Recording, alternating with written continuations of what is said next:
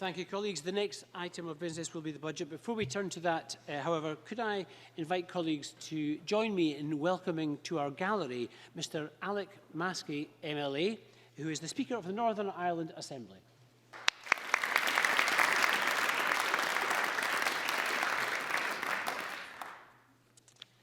Thank you very much. So the next item is a debate on motion 21013 in the name of Kate Forbes on the Budget Scotland Bill at stage 1. Could I invite all members who wish to contribute to this debate to press their request to speak buttons? And I call on Kate Forbes.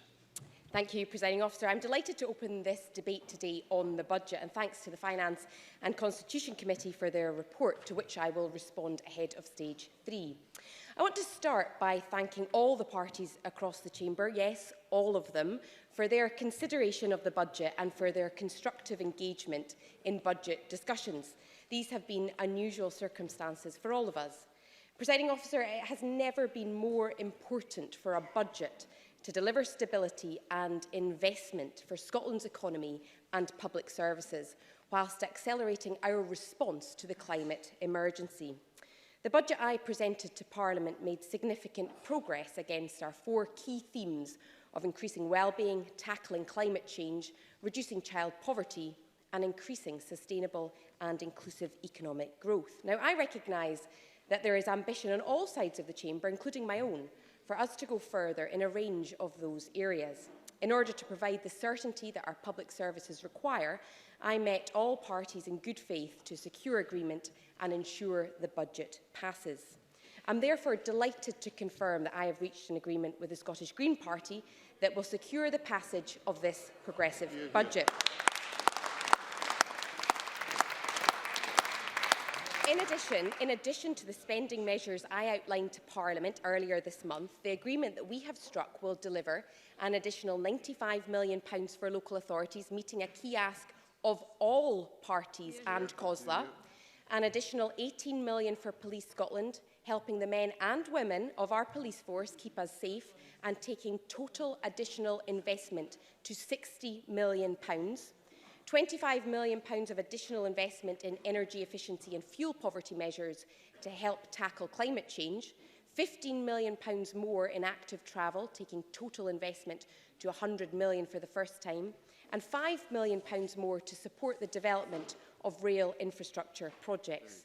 Perhaps most significantly, though, and which I'm particularly proud to be able to deliver, is our agreement securing an additional £15 million that will support the extension of concessionary bus travel to everybody aged 18 and under. I will take an intervention. Fraser. Thank you. I'm very grateful to the Finance Secretary for giving way. I wonder if you could just clarify exactly what is going to happen with concessionary travel for under-19s. Because yesterday the Green Party were trumpeting this new policy initiative that would be delivered, and yet the wording of what is in the agreement from the Finance Secretary it says this money will support preparations for a new scheme with the aim, if possible, to deliver it next year. So is this a cast-iron guarantee, as the Greens are claiming, or is it simply a possibility, as the Finance Secretary is saying? Well, the member will know that as a competent government, we do not roll out programmes until we ensure that it meets due diligence and is well designed. Presiding Officer, there is due diligence and preparatory work to do, not least engaging with the young people themselves to ensure that this system is a system which is designed for them and by them. But I believe that the contribution that this will make to climate change and to helping household budgets and to empowering our young people means that it is very difficult to vote against this at a private vote. All parties were publicly clear about their asks, and there's been agreement across parties in delivering additional local government funding, police funding, action on climate change and on concessionary bus travel. This additional package meets demands from every party in this Parliament.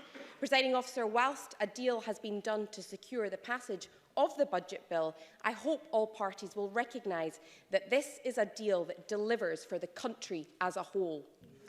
I intend to fund the additional commitments through limited amounts of underspend from this year, taking a multi-year approach to non-domestic rates management without impacting on local authority revenues, and an increased consequentials assumption, including for the fossil fuel levy. These are not without risk, forced as we are to set our budget in advance of the UK Government and with very little clarity on block grant adjustments. But I've made a judgment call, and I recognise that the country needs certainty, they need this budget agreed, and they need this budget passed. The ambition of our National Performance Framework is reflected through the budget's priority themes: tackling climate change, reducing child poverty, supporting inclusive growth, and in the roundest sense, improving the well-being of people in Scotland. Central to this budget are efforts to accelerate the transition to a net zero economy, delivering a Green New Deal for Scotland that works in partnership with people, places and business to deliver the transformation that we need to meet our world-leading climate change targets. The budget sets out new proposals with increased funding in manufacturing, energy use and generation, how we heat our homes and how we use our land, planting new forests and pledging a record investment of £250 million over 10 years to restore our peatlands. All of that will support our efforts to end our contribution to climate change and support Scotland's economy, which in turn will boost well-being. 2020 will also be a landmark year for the devolution of social security benefits, with £3 billion in benefit spend transferring to the Scottish Government. That expenditure will reach approximately 800,000 people, making a real difference to real lives and well-being through a new system that's based on dignity and respect, reinforcing the importance of this budget passing. We are doing all that we can to tackle poverty and inequality in this budget, including £21 million for the new Scottish Child Payment, worth £10 a week per child to low-income families with a child under 6, and described as, and I quote, a game changer by the Child Poverty Action Group. It will be introduced later in 2020. Once fully rolled out, it will lift 30,000 children out of poverty. And alongside that, we are investing £110 million to mitigate the worst impacts of UK government welfare reform, including more for discretionary housing payments and for the Scottish Welfare Fund. The budget also has an outward focus, helping developing countries to grow in a fair and sustainable manner. Another budget milestone is our record investment of £15 billion in health and care services, an increase of more than £1 billion in 2020-21. That not only meets our commitment to pass on all health resource consequentials, it exceeds it by allocating a further £100 million to support frontline spending. The budget I presented to Parliament provided local government with an increase of £494 million to support the delivery of core local services. But having listened to the case made by all parties and COSLA, through our agreement with the Greens, I'll allocate a further £95 million to their core settlement, taking the total increase to £589 million. Returning to the economy, we are focused on stability and growth at this time of uncertain global economic conditions. That's made all the more important by the nature of the hard Brexit being sought by the UK government, so clearly demonstrated in the negotiating mandate published this morning. Alongside early progress on our £7 billion national infrastructure mission, this budget also provides £220 million fresh seed money for the Scottish National Investment Bank, continues to support city, region and growth deals, increases the international trade and investment budget by more than 25%, and includes a £200 million commitment to additional low-carbon investment through the innovative Green Growth Accelerator model, and it delivers a 20% increase to the transport infrastructure and connectivity budget. We're also continuing to deliver further support for communities through a progressive public sector pay policy targeted at the lowest paid. We're investing over £800 million to help deliver 50,000 new homes this Parliament, and we're investing in improved bus infrastructure, electric vehicle charging and increased active travel. We're continuing to prioritise investment in education, with real terms increases for further and higher education and £645 million to almost double childcare from August. To help pay for this and other vital expenditure, the budget continues a progressive approach to tax, providing stability ahead of the delayed UK budget. 56% of Scottish income taxpayers will pay less income tax in 2020-21 than they would if they lived elsewhere in the UK. 95% of properties in Scotland will pay lower rates poundage than they would elsewhere in the UK. I am proud to present this budget to Parliament. It is a budget that delivers for the people of Scotland and meets the key asks of all parties, despite the uncertainty and the delay of the UK budget. All parties wish to see additional investment in local government. This budget delivers that. All parties wish to see more money for our police. This budget delivers that. All parties wanted to see increased investment to tackle climate change. This budget delivers that. There was one ask of Parliament that I had not yet responded to, and that request was from parties for a £15 million increase in drug services, while our draft budget instead proposed £12.7 million more. I'm pleased to inform Parliament, though I think they might already know, that Jean Freeman has identified an additional £7.3 million from within her portfolio to help reduce the harms and the deaths created and caused by drug use.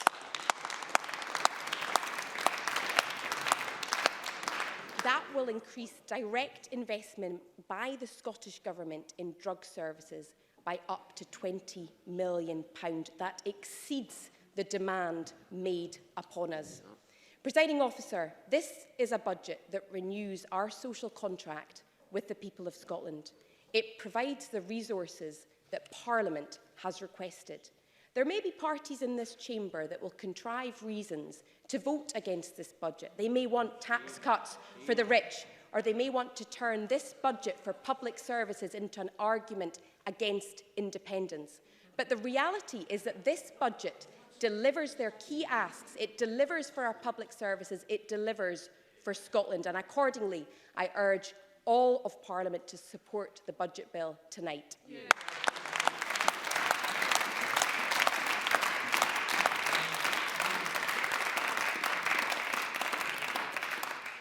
Thank you very much. I'm now going to call Donald Cameron to speak to and move Amendment 21013.1.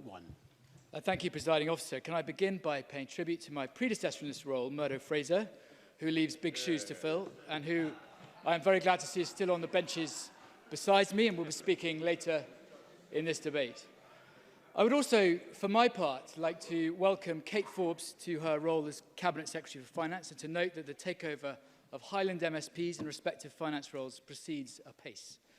I've enjoyed working with her on many other issues, and I'm sure that our engagement in this portfolio will be constructive. In fact, since I was appointed to this role, we have met on several occasions to discuss the budget, given that our party was open and willing to engage in such dialogue. Those discussions, as she said, were candid and friendly and conducted in good faith. And whilst our parties may hold fundamentally different views on many issues, the one thing we all universally care about in this chamber is that our public services are well funded and that Scotland prospers. So in that spirit, let me start with what we welcome in this budget. We welcome several of the announcements, including additional support for infrastructure and manufacturing. We equally welcome the funding for the police, announced yesterday, though it should not have taken sustained pressure from us and others, including the police themselves, to shame this government into taking action. But let's look at what was not delivered, Presiding Officer, and the reasons why we cannot support this budget. We had an overarching request that there should be no further divergence with UK tax rates, and we asked the Cabinet Secretary to undertake that if the UK government, in its budget on the 11th of March, were to make changes to ease the tax burden on working people south of the border, the Scottish Government would match that. We didn't seek a tax cut. We wanted to ensure that the tax cap widens no further and Scotland can remain competitive and continue to attract the best talent. That commitment was not forthcoming from the Scottish Government, and for that reason alone, we cannot support this budget. But I don't want to focus on tax today, important as it is, because when we met the Cabinet Secretary, we made other reasonable and affordable proposals. We outlined proposals to reverse some of the Scottish Government's damaging cuts to drug rehabilitation services, calling specifically for £15.4 million for drug rehabilitation beds, additional to what was in the budget. And despite our productive conversations with her, that was rejected. And rejected on a day when an editorial in the Times rightly said that Scotland's record of drugs death is a matter of national shame. We sought funding, not for combating drugs in general, but a specific policy about providing residential beds.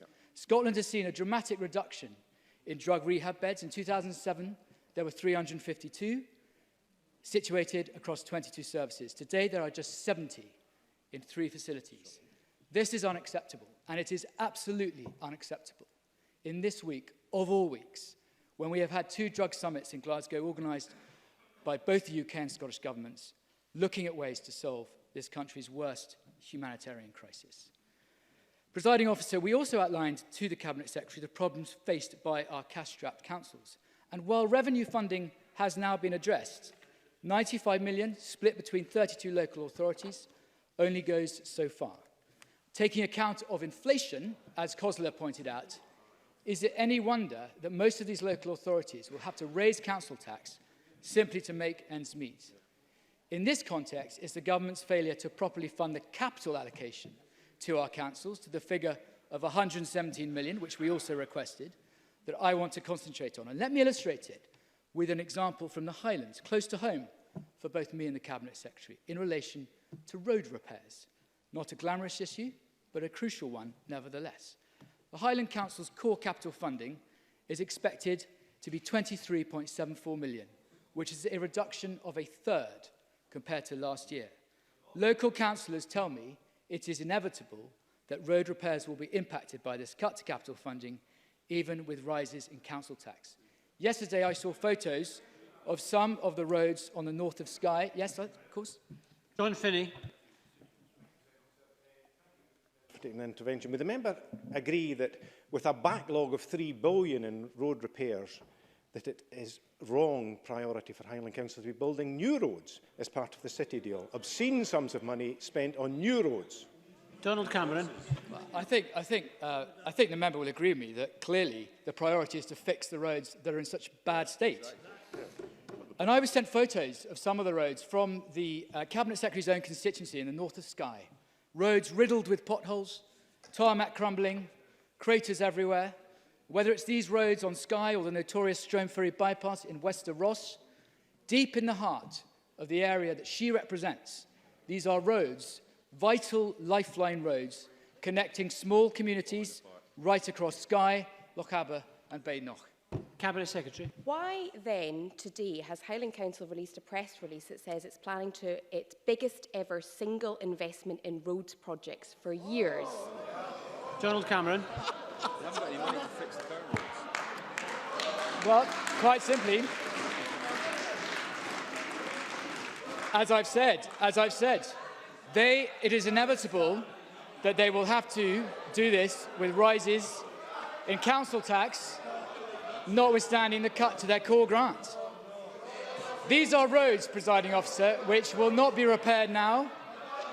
And that's what this budget means in practice for her constituents going about their everyday lives. That's the reality of her budget. And as I've said before, presiding officer, our requests weren't unreasonable or unaffordable. They weren't over the top. For truly extreme demands, well, enter stage left or even stage far left, the Scottish Green Party. Because, of course, this was going to be, no, I've taken many interventions. No, I'm not going to give way. I've taken way many times. This was going to be the Greens. This was going to be the Greens' big year. No more Patrick the Poodle. 2020 was to be the year that the Greens finally stood up to the SNP. The year they stamped their feet. The year they banged their drums. They made their blood-curdling demands. New road projects were to be cut. The dualling of the A9 was to be stopped. The A96 upgrade was to be halted. The Sheriffhall roundabout was to be completely revamped. They were going to get a definitive commitment for free bus travel for young people. And one by one, these demands have either been abandoned or watered down to become meaningless. Let's look at free bus travel. No, I'm not taking intervention. I've taken many already. What have the Greens received? They have received funding to support preparations to introduce concessionary fares, if possible, subject to research and due diligence. There are get-out clauses wherever you look. How much have they received? £15 million. What is the yearly cost to fund this? According to the Greens themselves, £80 million per year. Over 5 times the figure they have actually received. This isn't a commitment from the Scottish Government, it's a contract. Patrick Harvey has been played like a fiddle, and not for the first time. And let me move on to a very serious issue, because underpinning this budget was the assertion that everything in terms of cash was accounted for. Yet again, we were told there was no more money. But it turns out that Kate Forbes has an even bigger sofa than Derek Mackay. Now she knows the respect that I hold her, but it makes a mockery of the budget process to insist there is no more money and then produce it at whim. For committees, I'm in my last minute. For committees involved in budget scrutiny, for external organisations assessing the budget, how can we take this process seriously if the figures we are presented with are simply not real? It is becoming a charade and it demeans this Parliament. Now, of course, thanks to the UK Government, Scotland will benefit from an additional £1.1 billion in real terms, according to the Treasury. But in fact, presiding officer, the Scottish Government figures are even higher. The draft budget refers to a whopping £1.5 billion in Barnett consequentials. There is no austerity. And here's the thing. You cannot complain. You cannot complain about austerity and then inflict austerity on Scotland's local authorities in terms of capital funding. Ultimately, this budget comes at a time that the people of Scotland are having to pay higher council tax bills. It comes at a time when anyone earning over £27,000 will pay more income tax than if they lived in the rest of the UK. As ever, presiding officer, with this government, people are paying more but getting less. And I move the amendment in my name.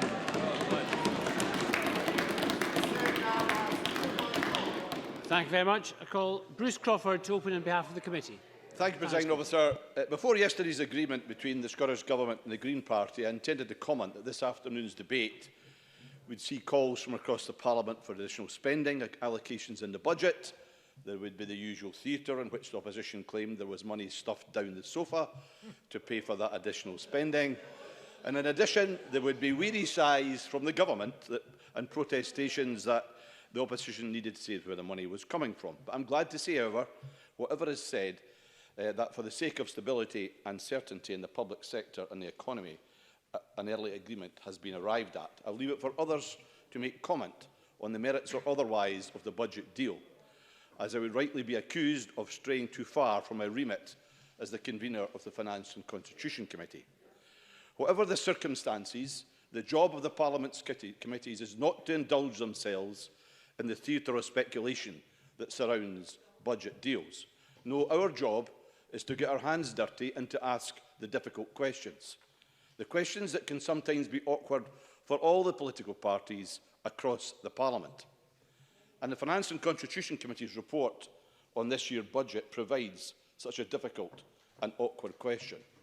The question being whether it remains prudent for both Government and Parliament to agree an annual budget which allocates every available penny. The reason we ask this important question is increased volatility and risk rising from the tax and social security devolution. Certainly. Findlay. Making a very valid point, but does he not think it is ludicrous that Parliament is told there is no more money, all of the money has been allocated, only for money to be found, magic beans to be found down the back of someone's couch? Give me a reference to that in my very opening, so I'm not going to go back over the ground I've already covered. Indeed. The reason we asked this important question is, as I said, the increased volatility and risk arising from tax and social security devolution. At the same time, there are further budgetary risks arising from continued economic uncertainty, likely to be exacerbated by the impact of COVID-19 virus and the UK Government's decisions about EU funding because of Brexit. The operation of the fiscal framework adds to this volatility and risk. The two most significant risks are that spending on demand-led social security benefits in Scotland is higher than the corresponding increase in the block grant, and that devolved tax revenues in Scotland are lower than the adjustment to the block grant. Given the size of these revenues and expenditure can only be estimated when the government is being set, there's an additional risk arising from forecast error. This can result in substantial reconciliations once we know the actual numbers. And we're now starting to see this forecast error impact on income tax. But we only have initial outturn data at this stage, Presiding Officer, so it therefore remains too early to draw firm conclusions on the extent of the risk. Nevertheless, the committee notes that the Scottish Government is likely to need to find around £1 billion across the next 3 financial years to repay negative income tax reconciliations. Now, certainly. Patrick Harvey. I'm grateful to the committee convener for giving way. Would he agree with me that another strong theme in the evidence that the committee has taken from a wide range of sources is that these uncertainties are made worse because of the order in which we're doing things, of having to pass a Scottish budget and then a UK budget? Does he agree with me that the witnesses we've heard from will find it unacceptable if we're forced into that situation in the context of next year's budgetary constraints? I'm going to address that matter specifically, and I think the witnesses did make comment like that. Now, the Scottish Government, of course, does have 2 additional budget management tools to help manage this increased volatility. First, the power to borrow up to £600 million each year, with an overall limit of £1.75 billion. Second, a reserve with an overall cap of £700 million, with an annual drawdown limits of £250 million for resource and £100 million for capital spending. Now, the Scottish Government's view is that given the far greater than anticipated volatility, these powers are insufficient. And while the fiscal framework is due to be reviewed in 2022, ministers have asked HM Treasury to extend the resource borrowing and reserve powers in the short term. And the committee has invited the Treasury to consider the findings of our budget report when responding to that request. However, Presiding Officer, this does not answer the question I posed earlier. Indeed, if HM Treasury were to agree to increase borrowing and reserve powers, it makes the question more immediate. Do we want to consider, as a whole Parliament, that it might now be more prudent, when additional funding becomes available, to build up a reserve to deal with future volatility? Alternatively, are we content that all the new and additional funding is allocated and that we deal with future volatility as and when it arises? The forecast negative reconciliation of £550 million for 2018-19 is likely to present the Scottish Government and this Parliament with a significant challenge in setting next year's budget. The Cabinet Secretary suggested to the committee that the Scottish Government, were the Scottish Government to build up significant reserve, there would be accusations that she was not using the Government's resources as well as she could. And I think today might well demonstrate the Cabinet Secretary made a fair point. The use of the reserve, therefore, raises the wider question about the need for a more strategic approach to budget management and the Government's medium-term financial strategy, or MTFS. Now, in our budget report, the committee indicated that we were somewhat disappointed in the lack of information in the MTFS regarding how the forecast £1 billion negative reconciliation would be addressed. In response, the Scottish Government stated its position that decisions on management of income tax reconciliations can only be taken in each budget year. Now, I think the committee asks reasonably, I think, how this approach is consistent with the principles and priorities set out in the MTFS, which appear to provide the basis for a strategic approach to the management of reconciliations. The committee also asks how the Government will seek to find an appropriate balance between increasing the size of the reserve and/or committing to further public expenditure. Now, Presiding Officer, the committee recognises there will always be political pressures to allocate all available resources on an annual basis, but both the Government and the Parliament as a whole now need to seriously consider whether this is a sustainable approach. The committee believes that the possibility needs to be considered of shifting from an annual focus on allocations to a more medium-term approach. The committee therefore recommends that the next MTFS should seek to set out the basis for a more strategic approach to budgetary management, which seeks to address medium-term volatility and risk. In addition, the possibility of multi-annual budgets for public bodies should be considered. That being said, the committee fully recognises this will be a significant challenge given the lack of a recent UK comprehensive spending review and for some of the reasons outlined by Patrick Harvey earlier. Presiding Officer, I recognise this will not be easy, and it will not be easy to engender a meaningful and wider debate on this issue, but I live in hope. And I should warn the Parliament, the challenges the committee has identified will not go away. Come December, it's likely the government will need to find around £500 million to address negative reconciliation.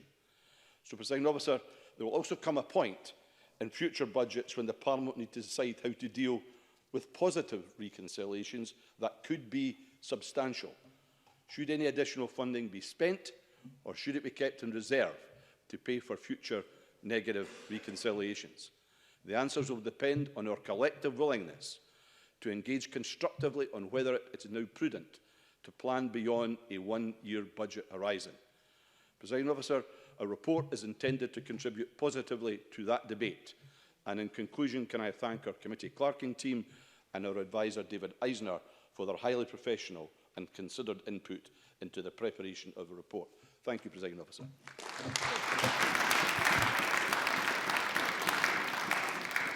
Thank you very much. And I call on Sarah Boyack to open for the Labour Party. Very much, Presiding Officer. Well, we welcome the opportunity to meet with the new Cabinet Secretary, and we welcome her to her post in her first budget. We do believe that this budget is a disappointment. It is full of smoke and mirrors, and it's all about the headlines, not about the reality on the ground. And it comes at an absolutely critical time for Scotland. 13 years of mismanagement and underinvestment from the SNP, and again, this budget does not deliver the transformational change Scotland needs. So before the celebrations begin on the SNP and Green benches, let's be clear, there will be cuts in our communities following today's budget. A decade of underfunding and austerity has come with a hefty price tag.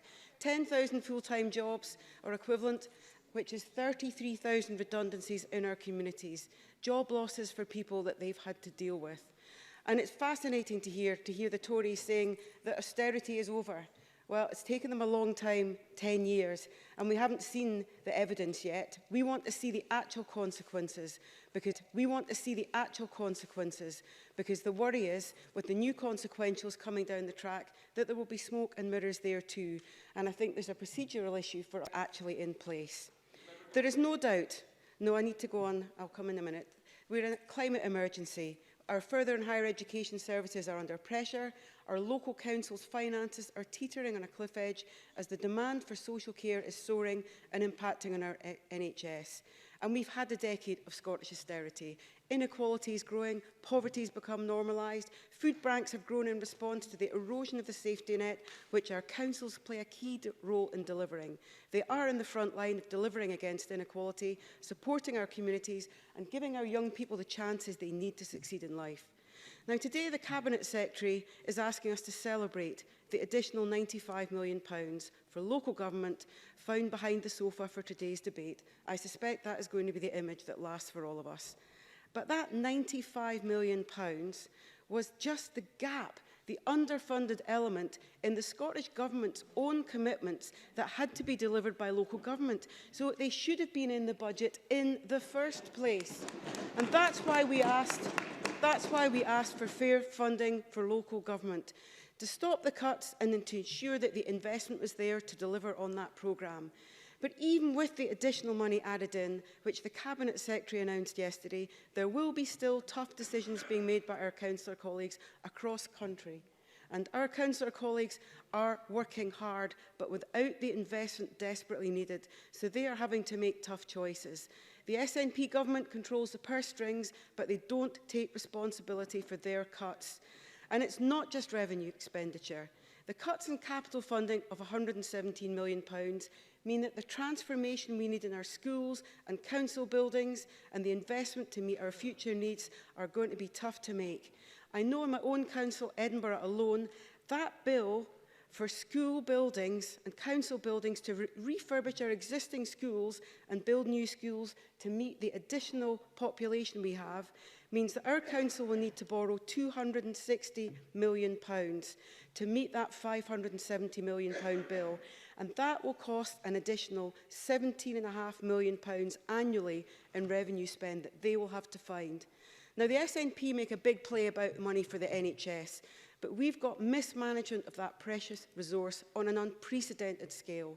Cuts to IJBs, the loss of key staff in leadership positions, 6 of our mainland health boards in special measures, and staff in frontline positions under increasing pressure, and patients waiting longer to get access to GP services or just to get treated. Now, when I asked the Cabinet Secretary in our local government committee whether the budget would solve our social care crisis and end delayed discharge, she could not answer me. And that's because so much of the additional resource she wanted to talk about is already ring-fenced and does not deal with the growing social care crisis that we see across our communities. And the lack of investment in preventative spend is an issue that the Local Government and Communities Committee has been taking evidence on. So this is not just an issue from COSLA, this is an issue that many organisations are making key representations on. And if you look, yes, we'll take that point.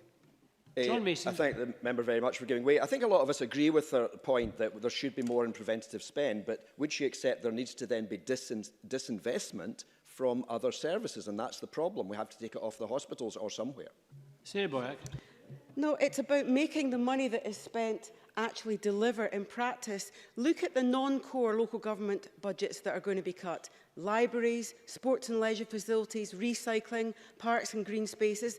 They're the bedrock of our communities, but they're also crucial to developing the health and well-being of our communities.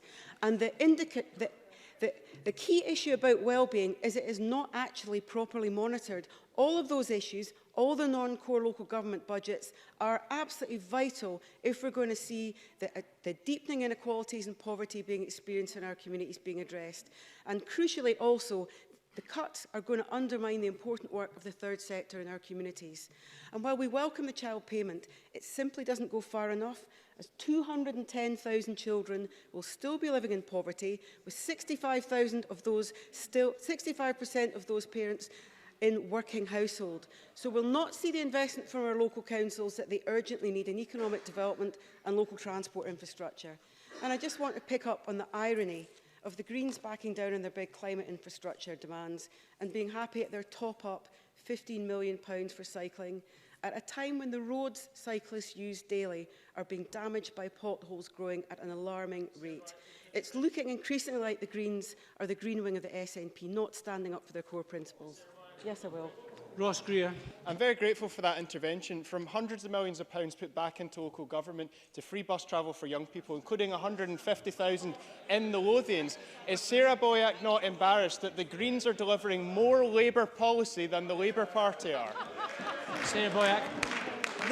The hundreds of millions of extra pounds going into local government, I don't think so, not from the announcement we've had. And we're disappointed. We're disappointed at the timid, in-principle commitment for free bus travel for the under-18s. Let's hope this fares better than last year's Green Deal, which was meant to secure a 3-year funding deal for local government. Not happening anytime soon.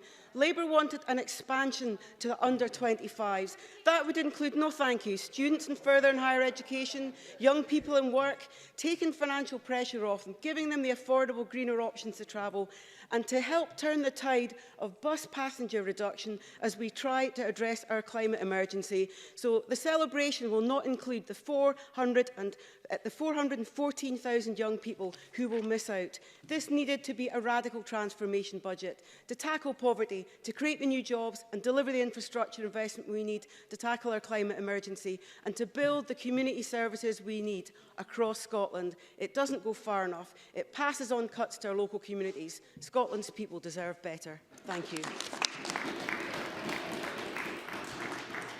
Thank you. I call on Patrick Harvey to open for the Green Party. Thank you, Presiding Officer. Nobody would expect to have to step in and take over the budget process at the very last minute, not least in these unprecedented situations of having to pass a Scottish budget before the UK budget. Kate Forbes has stepped into that role with professionalism, and I thank her for her engagement during the process. Greens have always believed that our responsibility as an opposition party is to put positive ideas on the table and find ways to make them workable to achieve an impact for people across Scotland. And that's what we've achieved since the SNP lost its majority in 2016. We've made a real impact in local government in particular. And yes, I recognise that Sarah Boyack has only just happily rejoined us in the Parliament, but since 2016, hundreds of millions of pounds have gone back into local government compared with the cuts proposed in draft budgets as published. We shouldn't be in the situation of having to have that discussion every single year, and a UK spending review is long overdue, which would allow multi-year settlements in Scotland again. Very briefly, yeah. Sarah Boyack. I just want to know how happy he is about the cuts to non-ring-fenced revenue funding of nearly £900 million in real terms since 2013. Surely we cannot celebrate that. Patrick Harvey. Since 2013, that's particularly the point. Since the SNP lost the majority in 2016, there has been a significant change. The most recent of which is the reversal of £95 million. And just less than an hour before this budget agreement was published, COSLA put out a press release complaining about a £95 million cut to revenue, and that's been reversed in this budget. Will I claim that it achieves perfection? No, it doesn't achieve perfection, but it makes a real, substantial difference, and it will make a lasting impact for people across Scotland. As a result of the additional revenue funding in Edinburgh, Green councillors have proposed more funding for schools, nursery teachers, climate targets, planting trees, renewable energy and making the capital more wildlife friendly. In Aberdeenshire, the Democratic, Independent and Green Group have proposed that 17 secondary teacher posts and 25 pupil support assistant posts be reinstated. And in Glasgow, the Green councillors have already secured their own, not for the moment, their own budget amendment to the SNP's budget, once again showing that not at the moment, thank you, that an SNP administration needs to be pushed beyond its comfort zone, while also rejecting Glasgow Labour's proposals to slash teacher numbers across the city. And the extra funding will allow us to go further and faster, and means that we can propose that the Blair Vaddock Outdoor Centre can and should be protected. I give way on that point. Jackie Bailey. I welcome any U-turn on the part of the Greens because, of course, in Glasgow City Council, the Greens voted with the SNP to close Blair Vaddock Outdoor Education Centre, denying thousands of children outdoor education. Patrick Harvey. Jackie Bailey might have been misinformed by her Glasgow Labour councillors. That wouldn't be out of character for them, but the Blair Vaddock proposal was in the SNP budget, not in the Green amendment. Capital resource is also a serious issue for local government, and the extra cash for active travel, taking that to £100 million for active travel, as well as energy efficiency, will also support local government action. We will need to wait till the UK budget is out to know what the full consequences will be, and nobody could be in any doubt that this absurd situation of forcing councils to set their budgets first, then the Scottish Government, then the UK, is intolerable. This does need to be, this does need to be a climate emergency budget, and the proposal, groundbreaking proposal on free bus travel for everybody aged 18 and younger will make a massive difference. For some students in Scotland, they're paying upwards of £1,000 a year just to get to college. A student travelling from Bathgate to Edinburgh College's Granton campus will save over £1,200 in an academic year. And there are many other examples from around the country. I have one colleague from the south of Scotland, I think from Finlay Carson's constituency. Finlay Carson has been criticising this deal because it offers nothing for rural areas. She said, frankly giddy about free bus travel for the kids. Last time we did a family bus trip, it cost £34, and that wasn't even to our nearest large town. Good work, Scott GP, will make a huge difference to young people and low-income families in rural areas. These proposals will make a substantial difference. And young people are discriminated against in the UK minimum wage as well. They earn less than older workers. Vast numbers of employers in retail and hospitality pay young people poverty wages, and the legal minimum is lowest for youngest workers. So we'll go further in future. We'll propose expanding on this scheme to ensure that fare-free public transport is available for all, certainly including everybody under 25. But this is a huge first step in that direction, and it's welcome that Green pressure has made this happen. I want to say something finally, Presiding Officer, about the wider infrastructure project, because the Infrastructure Commission for Scotland has made recommendations which sound strikingly like Green Party policy for the last 20 years. It's about not building more capacity, but improving the infrastructure that we've had. It's about saying a presumption against new capacity in the road network. And the SNP, I'm sorry to say, have so far refused to follow through this logic, as have the other opposition parties. But there is now a major question over Sheriff Hall. And we believe that a review, if properly conducted, will result in alternatives that will actually take traffic levels down instead of increasing them. Every political party in this chamber, Presiding Officer, uses the rhetoric of climate emergency. But last year, we saw that opportunism will always be too tempting for some. The truth is that the Greens have been saying for decades what the ICS are now proposing, and no other political party has been with us on that. Some have still not moved on from the days when every other party in this chamber was backing absurd projects like the M74 Northern Extension. Though we have made significant progress with this budget agreement, all too often this criticism is levelled at the SNP as well. Today's Heathrow ruling is critical for the Scottish Government as well. It's not just about one airport. It sets a precedent that all government infrastructure decisions must be compatible with the Climate Change Act. It may well be that in future the Scottish Government will need to be held to account in court, just as the UK Government was today.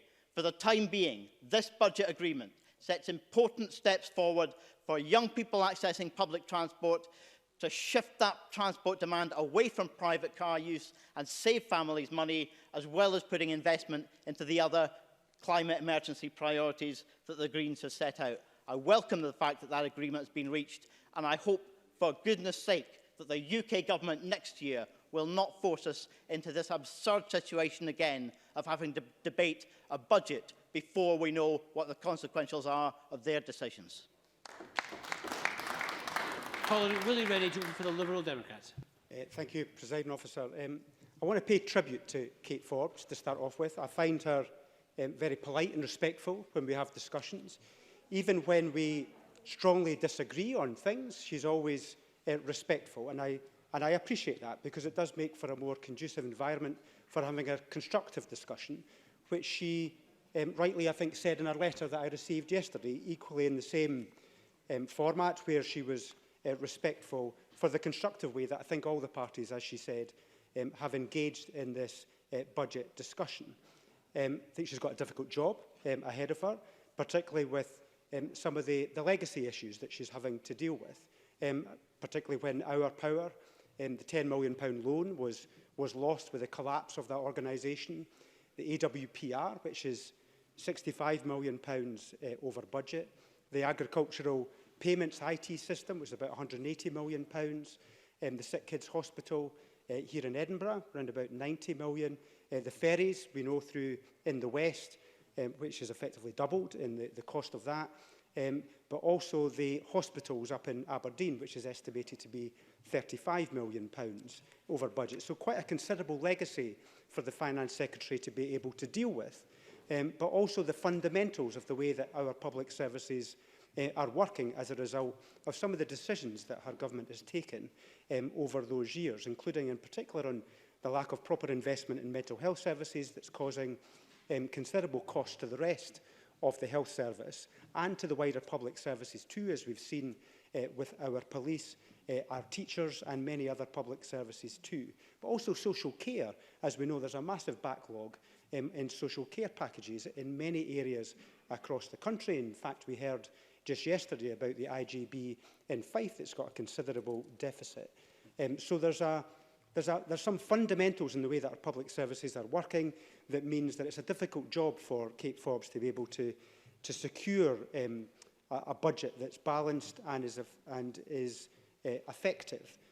But let this be the last year that we can do away with the charade that the government has left no flexibility at all for any other parties to put forward priorities that they would like to see reflected in the budget.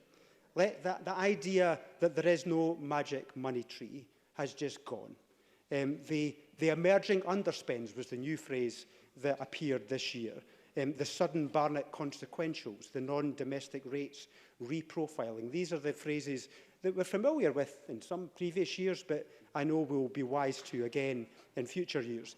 She said there was no magic money tree, but she's been given a good big whack with a big stick. So we've seen that argument, I think, has fallen. She was either bluffing or she was incredibly brave, but in the end she was just bluffing. And that's what we have found out. Now, we put forward reasonable and measured proposals in this budget.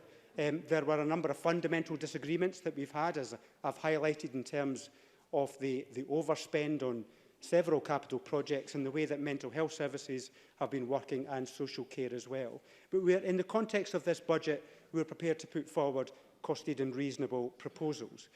We look to the COSLA advice about the £95 million shortfall that they saw in the revenue, but £117 million on the capital that the Finance Secretary has not addressed.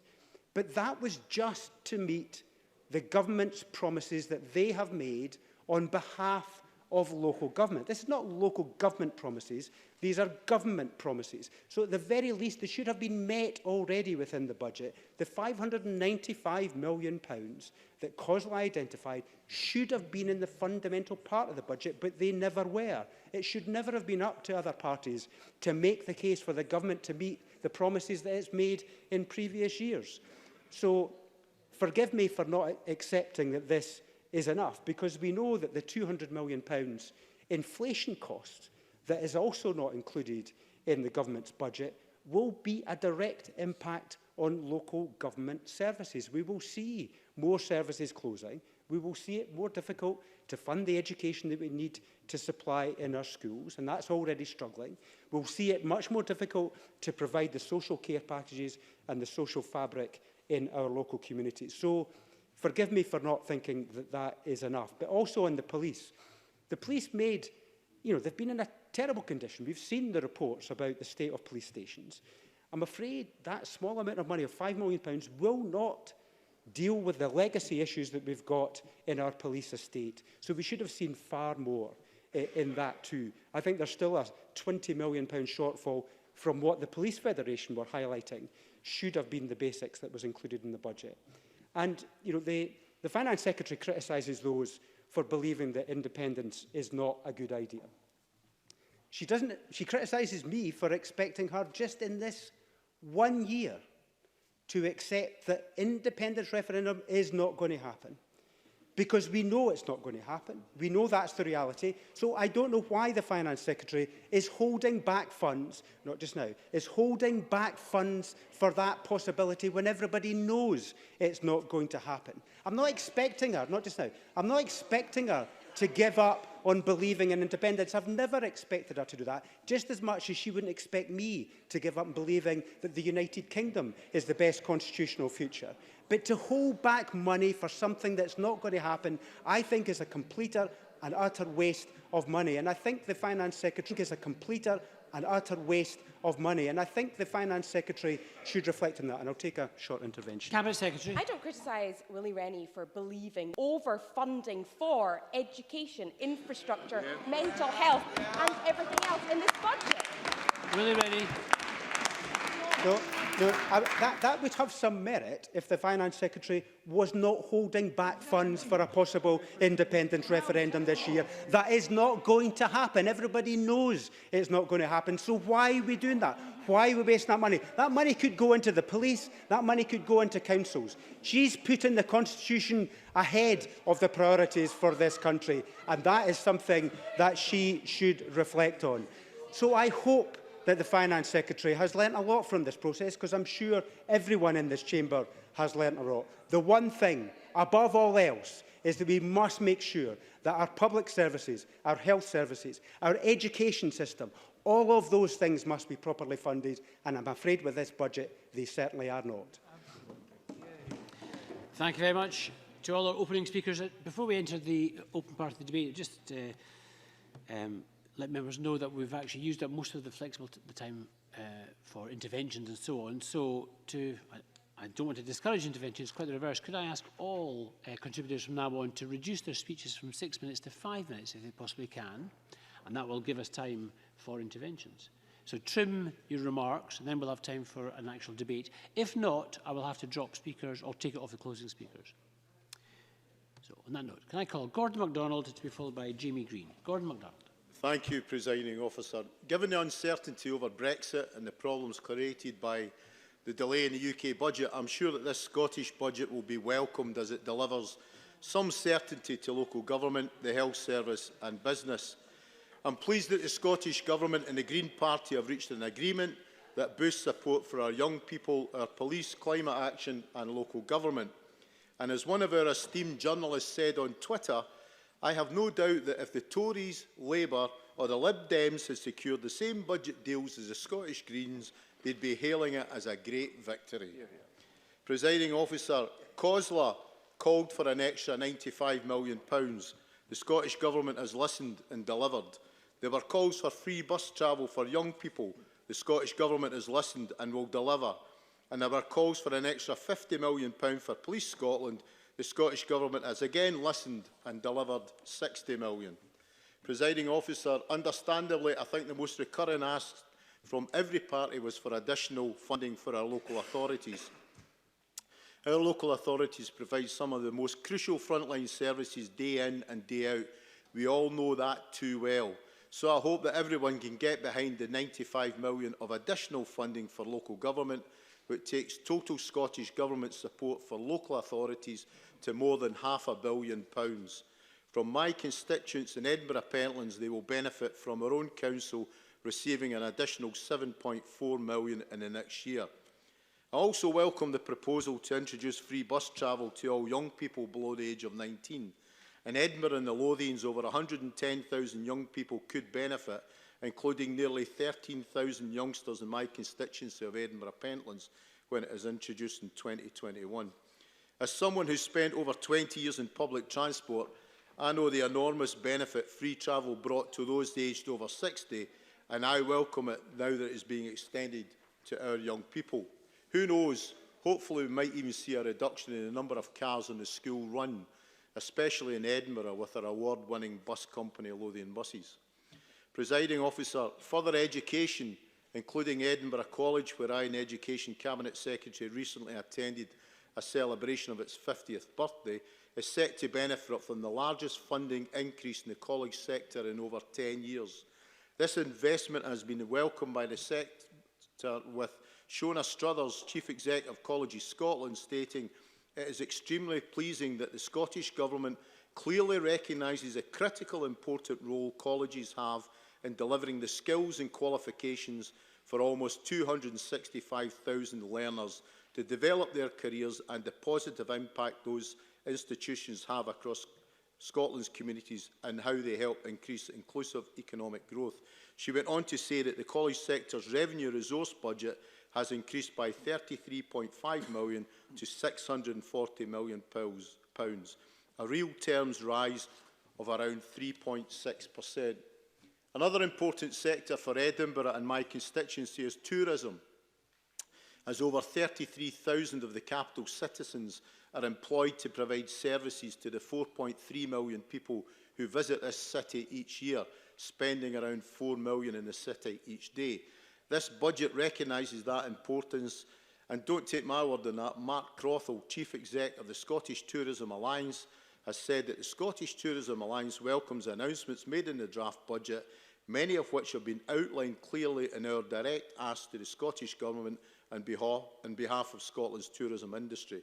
He continued, "We are encouraged that the supportive measures for businesses announced today, one of which will see 95% of properties paying a lower poundage in business rates than the rest of the UK, in addition to business rates relief for many businesses. And in Matt Crothel's words, this is hugely positive news for the tourism sector, and in particular, I'm sure that many of our businesses will welcome the opportunity to capitalise on this relief and turn thoughts towards investment in their product and people.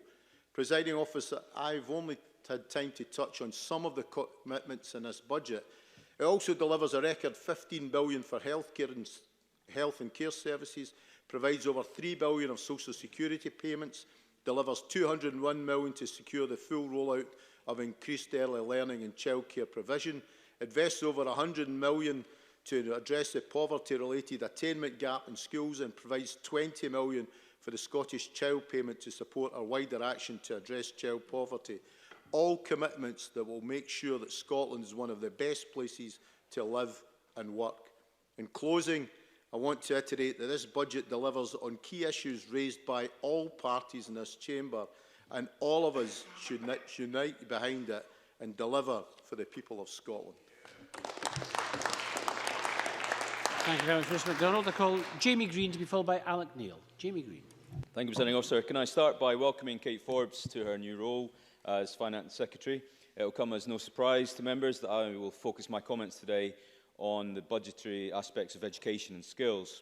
Because quite simply, I think at the core of any strong economy lies the simple truth that the current and future generations of young Scots get the best start in life, from early years right through to ongoing adult learning and everything in between. Arguably, Presiding Officer, is one of the most humbling of portfolios to hold in politics. Arguably, it should be any government's #1 priority. Arguably, this government has taken its eye off the ball.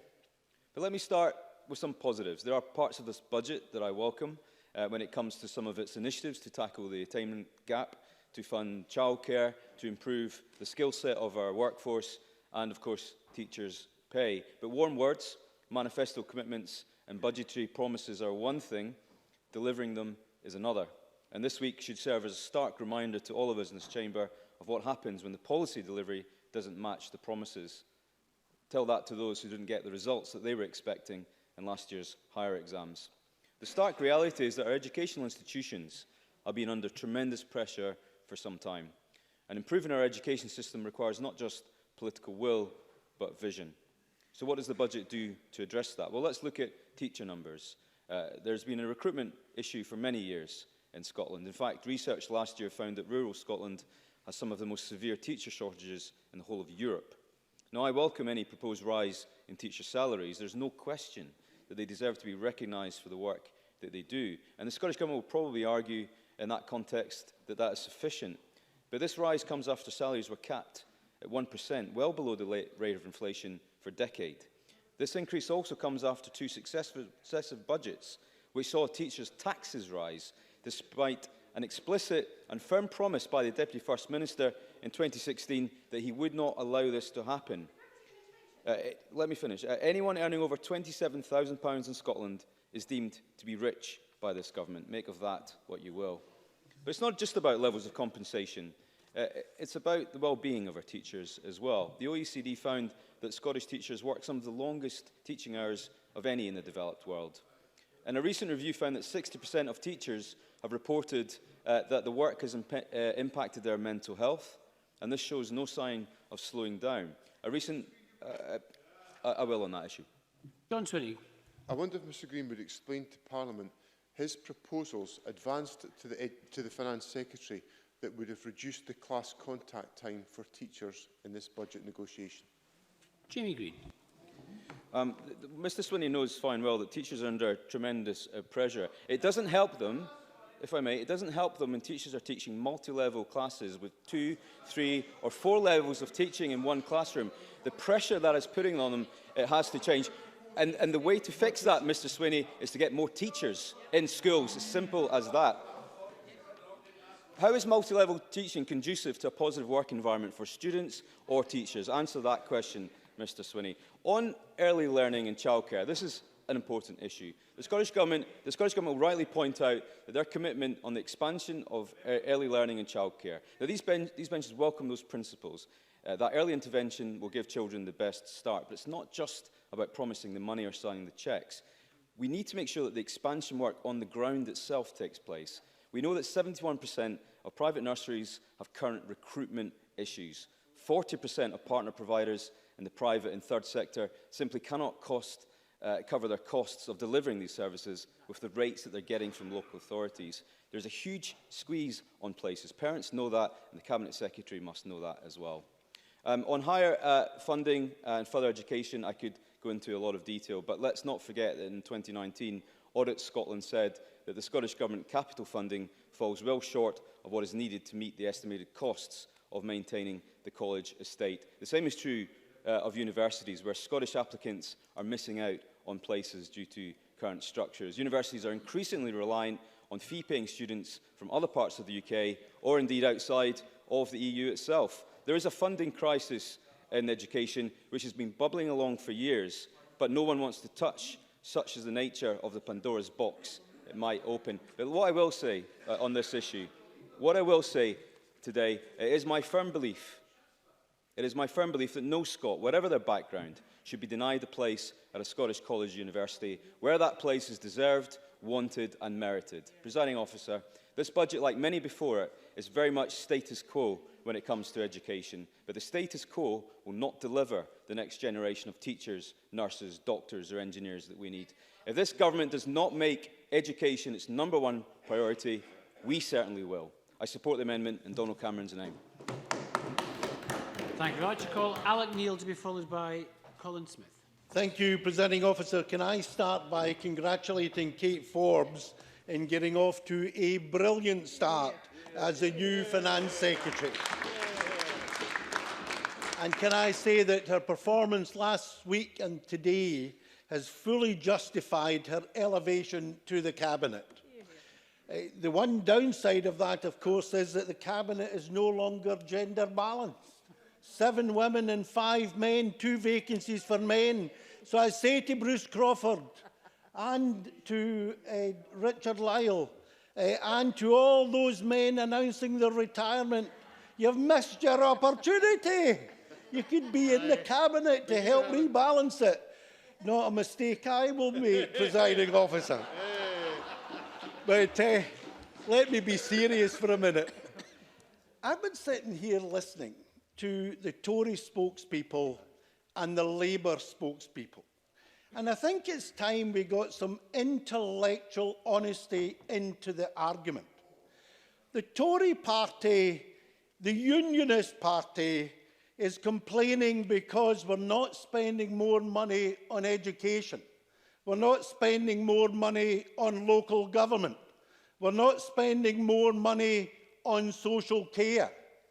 Can I say to the Tory spokespeople, we would be able to do all of that, but we have had our budget cut in real terms by £1.5 billion a year by a Tory government in London. Of course, Mr Green, stand up again. I'll take your intervention. Jamie Green. I'm sure Mr Neil will therefore welcome the £1.5 billion he's getting from the UK Government to help fund public services in Scotland. Go on, stand up and welcome it. Let's hear it. Alec Neil. Yes, we're all getting some of our own money back. But at least be honest. It's the Tory party that is the cause of the problem because of their austerity cuts over 10 years. But I also say to the other big Unionist party, a bit of oh, of course, going to get easier by the minute. Liam Kerr. It's just to ask Mr Neil, if his government can spend millions more on bus passes, why has the government not been able to find only 15 million to support much-needed residential drug rehab beds? Alec Neil. You can't money twice. Point. If you're spending it on one thing, you ask your wife, you can't spend it on something else. You can't spend the money twice. If we didn't have a cut of £1.5 billion, we could do all of these things. And let's talk to the Labour Party as well, because there has to be a degree of intellectual honesty from the front bench of the Labour Party. Dude, let us first of all... Now, Now, I wish Miss Bailey, I know she's running for deputy leader, and then no doubt she'll get rid of Mr Leonard from the leadership. But let me say to Jackie Bailey, don't get too het up, because these cuts actually didn't start with the Tories. They started with Alistair Darling.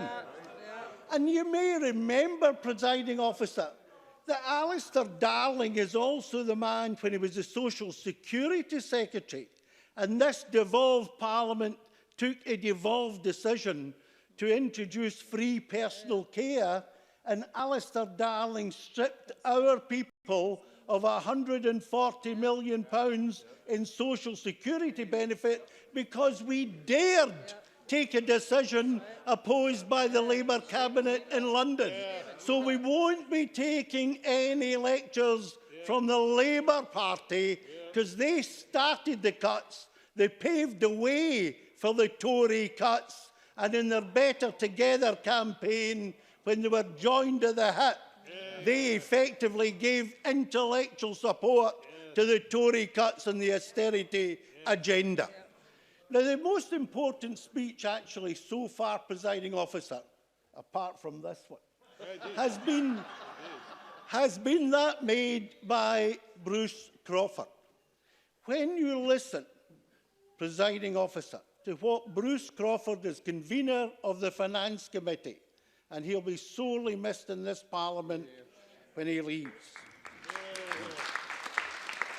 But as convener of the Finance Committee, he has spelt out some home truths that everybody in this Parliament will need to face up to in the months and years ahead. We're effectively, through the fiscal framework, going to lose £1 billion over the next 3 years. That's on top of the austerity cuts we've already had. And if you look at the implications of the demand-led social security bill and the changes to the block grant, this Parliament faces a real potential financial crisis. And I believe that what the new Finance Secretary must do is a number of things, starting with asking the new Chancellor in London to bring forward the review of the fiscal framework from 2022 to now, because this country cannot take another round of cuts imposed in this case as a result of a financial framework that, in my view, has now become very detrimental to the people of Scotland. And it's the people we have to think of. So thank you, presiding officer. We face these challenges, and unfortunately I can't take Sarah Boyack. Because the member is sitting down. Thank you very much, Thank you. Mr. Neil. I remind members it's 5-minute speeches, but obviously I allow time for interventions. Mr. Neil took 2 interventions. It is a debate. It makes it lively. I call Colin Smith, to be followed by Joan McAlpine. Thank you, Presiding Officer. The Finance Secretary may have changed, but the annual ritual has stayed the same. The SNP published their draft budget, then they tell us there's no more money, take it or leave it. Or in the words of Kate Forbes, when I say that I've deployed every penny in the face of the budget, I mean that I've deployed every penny. We have deployed every penny. But then we wait a couple of weeks, and hey presto, the pennies drop. And a few £1 million suddenly appear. I'll take an intervention, yeah. Cabinet Secretary. We had and we have deployed every penny on the face of the budget. The nature of going ahead of the UK government's budget is that we are dealing with estimates for consequentials, and we've reviewed our forecast. The answer remains the same. Colin Smith. Presiding Officer, I have to say, the Cabinet Secretary was very clear that suddenly there were underspends and then suddenly there was rates reprofiling, which he didn't seem to know about just a few weeks ago. I'm sorry, this money conveniently hid down the back of the magic money sofa year in, year out, continues, frankly, to mislead people. However, the proposed changes to the draft budget today are still less than 0.5% of the overall budget. And when we look back on this Parliament, when we take stock of the 4 SNP Green budgets we've had, they will be remembered for the biggest sustained attack on council services in living memory. When SNP and Green MSPs rubber stamp the budget today, they will do so as councillors the length and breadth of Scotland are wrestling with the menu of painful cuts they still need to make. Which of their local community services are they going to cut? Which of their neighbours' jobs will they axe? How much will they hike the regressive council tax, knowing they'll be delivering fewer services because the SNP and Greens refuse to use the powers of this Parliament to vary income tax rates for those at the very top? Well, SNP and Green MSPs pat themselves in the back in this debate in this chamber. The debate taking place in council chambers after 4 years of budgets by the SNP and Greens is not about which services to trim, it's about which services to scrap. The Cabinet Secretary said she's given councils the £95 million revenue funding COSLA asked for. Well, let me tell her exactly what COSLA said. In the report Invest in Essential Services, published last month, they laid bare the financial crisis facing councils who have had to make £2.1 billion of cuts since 2012. This week, they confirmed that as a result of the Scottish Government's draft budget, they were £300 million, not £95 million, short in real terms, just for councils to stand still, never mind reverse the cuts of the past. And it's not just councils' revenue funding that's been slashed in the budget, it's also their capital funding. The funding that rebuilds our crumbling schools, resurfaces our pothole-plagued roads and delivers the parks and leisure centres at the heart of our communities. That budget has been cut by £117 million in cash terms alone this year. Presiding Officer, it really is an insult to the hard-working council staff who teach our children, who care for our loved ones as if they are their own, for the SNP and Greens to claim in this budget they have given councils the funding they asked for, when they know that as a result of today's budget there will be more council jobs acts on top of the nearly 40,000 lost since 2007. And just as austerity was a political choice of the Tories, it is the political choices of the SNP and Greens and their budgets that's caused those job losses in councils and cuts in local services. I'll take an intervention, yes. Claudia Beamish. Member for taking an intervention. On Monday, I met with community councillors from Biggar and Cwth Cwan in my region. They experienced cuts, cancellations and delays to bus services. Does the member agree with me that for councils to create bus companies for our communities and not for profit, there must be funding for this? Colin Smith. Thank Claudia Beamish for that intervention. I think Claudia Beamish raises an important point. As a result of Labour's amendments to the Transport Bill, councils will soon have the power to set up and run their own local bus services. The problem is there isn't a single penny in this budget from the Scottish Government that will enable that power to be used to reverse the massive decline we've seen in bus routes under this government. Presiding Officer, this budget was an opportunity to change direction, to bring an end to that austerity-driven record and pursue a progressive vision for the future. But in reality, it's turned out to be more of the same, more timidness, more mismanagement and more cuts. As the Cabinet Secretary has said, Labour did engage positively in proposing a number of changes to the budget, but ultimately we were undercut by a Green Party willing to settle for less local government funding, less for young people and less for Scotland. And that's seen in one of the positive measures that I support, and that's the move towards free bus travel for young people. I welcome any step in that direction towards Labour's policy of free travel for under 25s. When we brought this issue to Parliament in March last year, and the only debate there's been on the issue, every single SNP MSP voted against our proposal. Some even questioned whether young people were in need of such support. So I welcome the positive change in policy, but I hope the Cabinet Secretary will make clear today that every single young person under 19 will have free bus travel by the beginning of January 2021, because that's not clear from the budget proposal. The Government argues the work still needs to be done, but this Parliament voted in March last year to consider the costs and benefits of extended free bus travel to young people. And no, I the wonder, member will frankly, have to wind up. What the Government has been doing in that time. Presiding Officer, if we really want to unlock opportunities for all of Scotland's young people, we should be delivering free bus travel for all under 25s, because yesterday's Scottish transport statistics showed the scale of the challenge we face. Bus passenger numbers in Scotland have plummeted by 8 million a year and by 107 million journeys since the SNP came to power. If we're serious about climate change, we have to get serious about supporting public transport, in particular our bus services. One way to do that, Presiding Officer, is to build on the success of Labour's bus pass for older people, extend it not just to some young people, but to all young people. By doing so, it will deliver the real transformational change change we need to halt the dismantling of our bus network taking place under this government. Thank you very much. I call Joan McAlpine, followed by Graham Simpson. Thank you very much, Presiding Officer. The headline from this budget is understandably the government's investment in environmental justice. And I want to focus my remarks today also on the government's continuing commitment to social justice, because, of course, environmental justice and social justice are closely linked. In the rural parts of the South Scotland region I represent, transport costs are a real challenge for people on low incomes, for young people in particular. The cost of commuting to work or education is very high. So I very much welcome the commitment to deliver a national concessionary travel scheme offering free bus travel for under 18s by January 2021. In Dumfries and Galloway alone, 20,000 young people are set to benefit from this measure.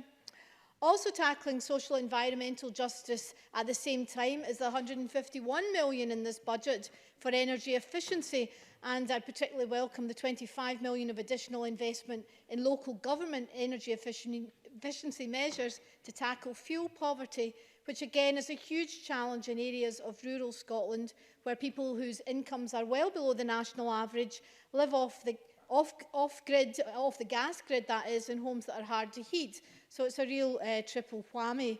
That brings me to a major ongoing social justice commitment of this government, which this budget delivers, and that is the commitment to create 50,000 affordable homes in the lifetime of this Parliament. Some said it could not be done, but it's well on track, thanks to the energy and commitment of this SNP government, and particularly the Housing Minister, Kevin Stewart. This year, there is an 800 million to deliver on that commitment, plus a further 300 million to ensure building continues once this target is reached. I saw the results of the house building programme myself just this week when I joined Kevin Stewart on a visit to a new development of 27 homes just off the High Street in the town of Annan. It was a derelict industrial site and it has been transformed. The 19th century sandstone buildings that face onto the High Street have been restored as new homes. So the placemaking and town centre regeneration are enhanced. And the high-quality new-build terrace houses have solar panels and very high levels of modern insulation, as well as several being adapted for people with disabilities. So again, we see social justice and climate justice delivered. But more than that, the house building programme is so important in terms of delivering on commitments to sustainable and inclusive economic growth. That development in Annan, which I mentioned, alone saw 2.17 million invested by the Scottish Government and another 1.5 million raised by the developer Cunningham Housing Association. And the main contractor was a local builder, Ashley Homes, and they in turn used several local subcontractors. That's a very, very big investment in quite a small community, and it's not the only one that's happening. Our house building programme supports and creates jobs, and because of the Annan development and several others across Dumfries and Galloway that Cunningham are undertaking with Ashley, Ashley have been able to take on additional 2 apprentices each year. Again, in a rural economy, that is a really, really big commitment and makes a real difference to people's lives. And behind every house, there's a human story, not just of people who live in the house, but people who benefit in terms of jobs from the house building programme. Yes. Kevin Stewart. Thank you, Presiding Officer, and I thank Ms McAlpine for giving way, and I had great pleasure in joining her in Annan on Monday. And I'm very pleased that she's mentioned Cunningham Housing Association and Ashley Builders, because they have been absolutely fantastic in Ayrshire and in the South West of Scotland. Ms McAlpine mentioned the job situation. The current programme sustains 12 to 14,000 jobs, but one of the good things is the apprenticeships, including a large amount of women apprentices that are now entering the trade. And I pay tribute to Ashley, and I'm sure that Ms McAlpine would too, in attracting young women to the construction industry. Ms McAlpine. That is fantastic, and I do welcome that, particularly as a mother of a daughter who's an engineer. So I'm very pleased to see that kind of thing happening, and I congratulate Ashley on that. I also want to, in terms of the social justice commitment in the budget, I want to particularly welcome, as well as the house building programme, the £21 million for the Scottish Child Payment. It will be worth £10 a week for every eligible child, and I was delighted to see that the first payments will be made by Christmas this year for each child aged under 6. When the programme is fully rolled out, it is estimated that 30,000 children will be lifted out of poverty. And families will benefit also from an uplift in the Scottish Welfare Fund allocation, which increased from 3 million to 41 million, a move that has been welcomed by a number of third sector charities in the area, including the Poverty Alliance, Menu for Change and the Child Poverty Action Group in Scotland. The budget includes £3.4 billion in social security expenditure for the most vulnerable in our society. But it is really tragic that alongside our own social security commitments, the SNP government has to spend at least £1.4 billion to mitigate the worst effects of Westminster benefit cuts. And that's all the more remarkable when you consider that over the last 10 years, Scotland's budget allocation from the UK Treasury has fallen by £1.5 billion, which is, presiding officer, an absolute disgrace. Thank you very much, Ms McAlpine. I call Graham Simpson, followed by John Mason. Thank you. Fixing the roads, emptying the bins, music tuition, outdoor learning, parks, environmental health, planning, building control, driving growth. All things that councils deliver, all things put at risk by this government, by this budget. Councils have for too long been the poor relations of the public sector, and yet increasingly they're expected to carry out the donkey work for central government, and that has to end. Now, I've got to admit something, presiding officer. Kate Forbes had me fooled. I really thought she was genuinely interested in ditching Patrick Harvey's madcap growth deniers. I really thought she was genuinely interested in finding common ground with someone else. My word, she even had Murdo Fraser and Donald Cameron reaching out to find consensus. She had Messrs Fraser and Cameron going to the trouble of coming up with a set of reasonable proposals that would protect public services. Yes, indeed. Proposals were, in fact, actually quite reasonable. In fact, I think I recall one of them was funding COSLA's demand of £95 million, which is in the budget agreement, which I hope he will be supporting at a budget voting today. Graham Simpson. I'm going to come on to that money for councils. Now, I think the sticking point was avoiding the tax gap between Scotland and the rest of the UK growing. Now, we said that as a minimum, the core funding for local government needed to be increased in line with inflation, and all the additional extra commitments that have been put upon local councils, that's £497 million, funded in full, along with any new or additional commitments. And whatever spin the government puts on their settlement with the Greens, this budget will still see all councils making cuts. The extra £95 million announced yesterday for revenue funding is still way short of what is actually needed. Now, when I questioned COSLA's finance lead, Councillor Gail McGregor, at the Local Government and Communities Committee last week, she couldn't have been any clearer. She said we would need about £300 million extra just to cover inflation and the shortfall. That would enable us to stand still. And when I asked if an extra £95 million would see every council in Scotland having to make cuts, she said yes. And of course, there's nothing in this budget settlement about extra capital funding for councils, nothing.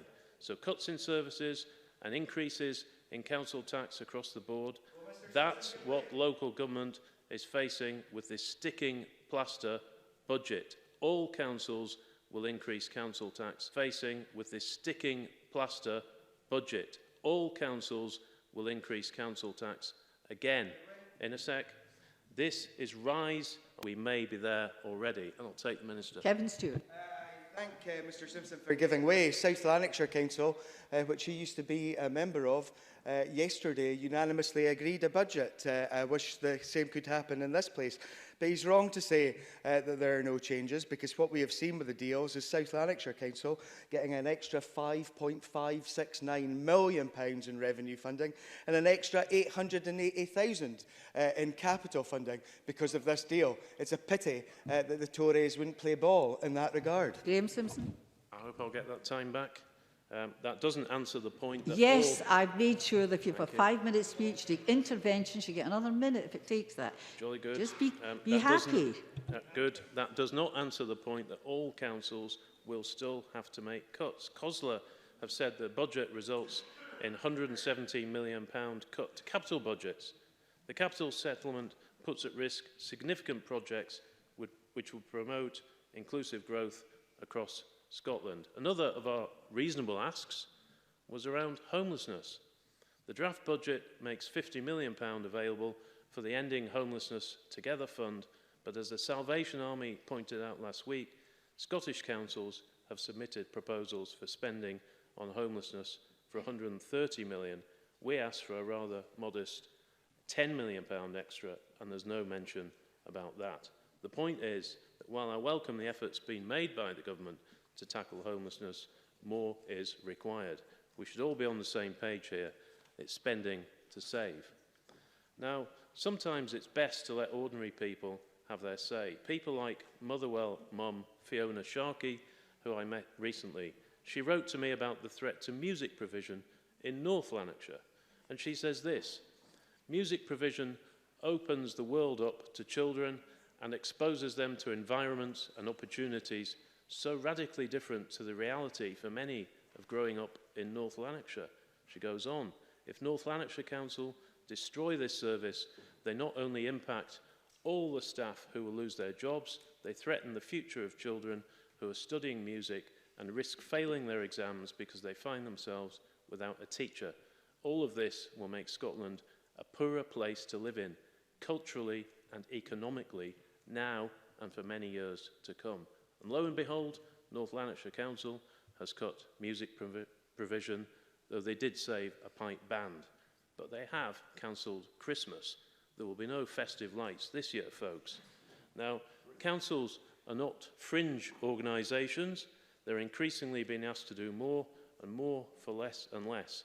The cracks are starting to show, and it can't continue. This is the year when the pain has to end. Thank you, Mr Simpson. I call John Mason, followed by Ian Gray.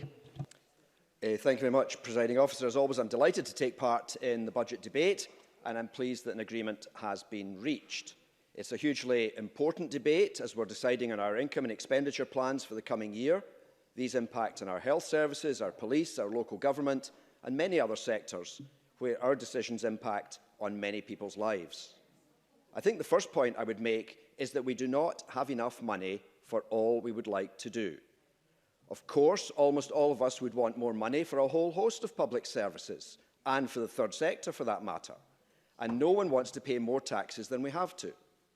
A theme which we always return to in these budget debates, perhaps because the opposition parties keep forgetting it, is that we have to set a budget which balances. Of course, anyone can just demand more money. The Conservative amendment today is disappointing, not because of the two areas of extra spending they would like, they are in themselves perfectly good, but because there is a lack of realism about how the budget works. I had expected better from a party which claims to understand numbers, and from Mr Simpson, who just asked for an extra £300 million. In yesterday's Justice debate, a Labour speaker said to the Cabinet Secretary, "You're responsible for the budget." Now, that is true, but opposition members are responsible for potential amendments. They are responsible for ensuring that every ask has a balancing cut. Another phrase used yesterday was that the police are underfunded, and today at FMQs, Richard Leonard used the phrase under-resourced. Now, what does the opposition mean by underfunded or under-resourced? Do they mean the police want and could use extra money? Yes, we'd all agree with that. Do they mean that there is spare money sitting around available? No, there is not that spare money. And on the subject of spare money, I'll take Joanne Lamont, yes? Joanne Lamont. I hear what you say about the budget and reflect particularly on our own city. I wonder if you agree with your own SNP council colleagues one of whom said that the Scottish Government the assessment was very disappointing, and another SNP councillor, Alan Casey, said that there were significant budget problems. I think Glasgow has been dealt a bad hand in terms of this budget. Do you agree, and would you support me in arguing for greater resources for our city? John Mason. I want more resources for Glasgow, for Aberdeen, for the NHS, for lots of things. But my point in this speech, if she's been listening so far, is that we have to live within our means. On the subject of spare money, if there's a slight underspend at the end of March, that does not mean there's a huge pot available for every need. Our budget, let's remember, is now some £40 billion, and 1% of that is £400 million. Now, £400 million is a lot of money, even for Glasgow City Council, but as a percentage of our budget, it is within the bounds of forecasting error when we understand that the OBR, for example, is often 3.5% out in its forecasting.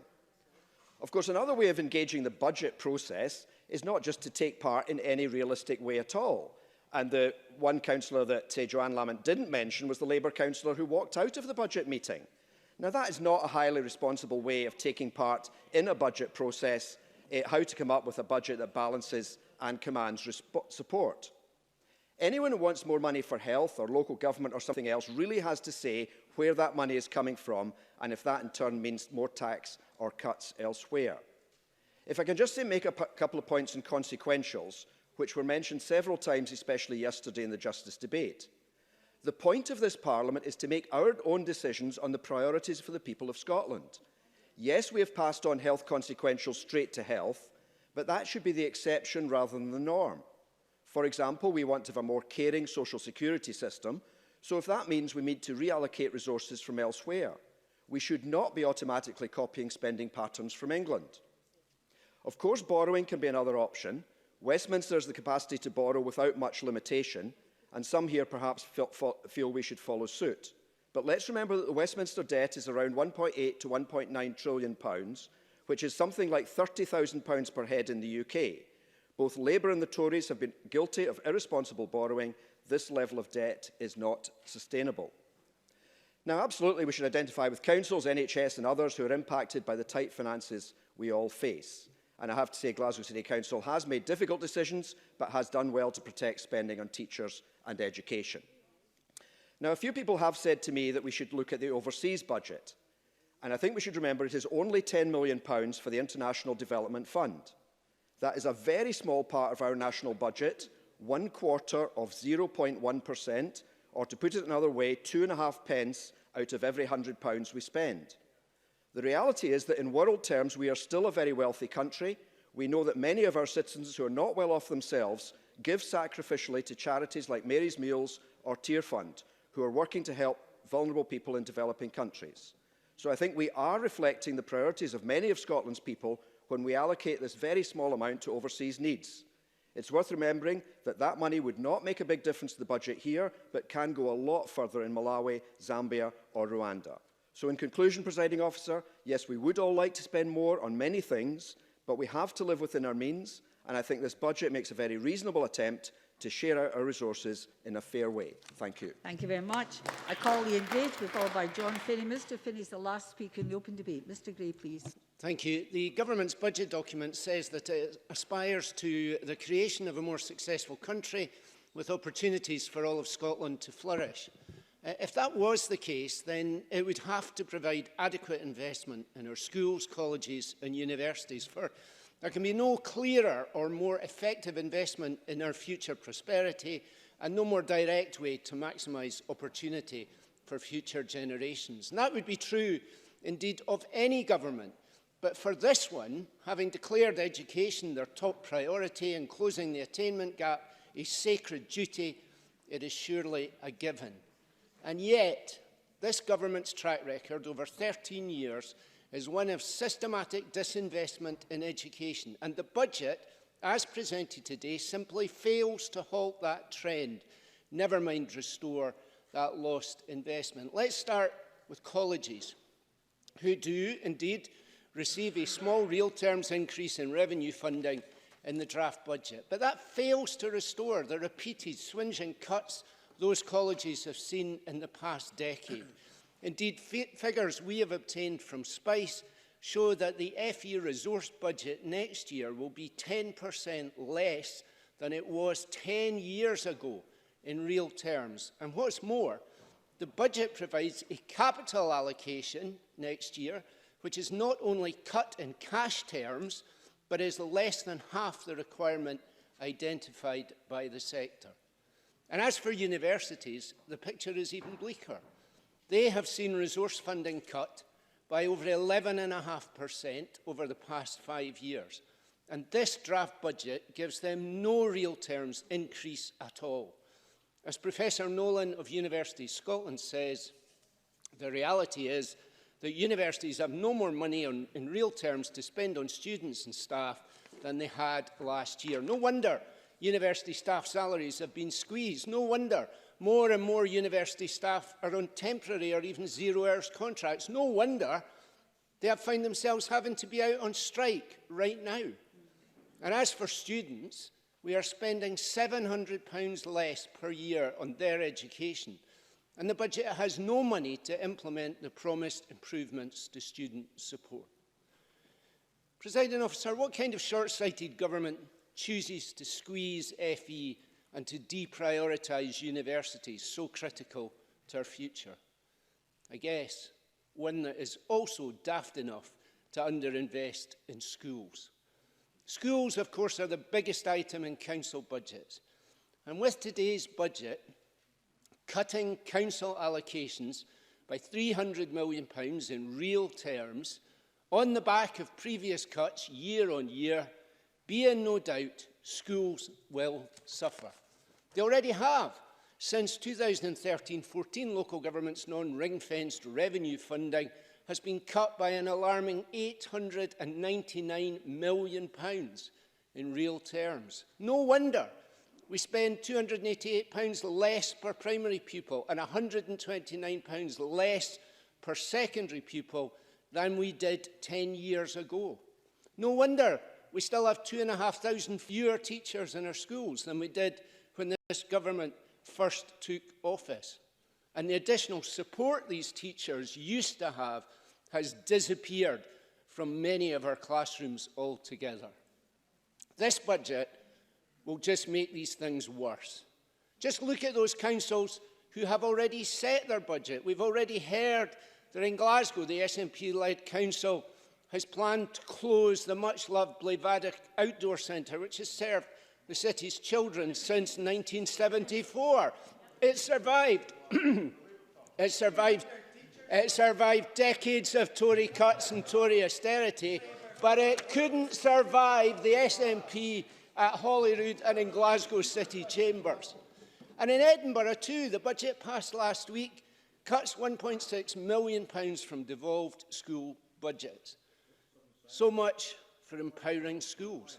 Yesterday, Mr Swinney made a speech in Westerhales Education Centre. The member's winding up. He failed to mention that that school's devolved budget has been slashed by over £20,000.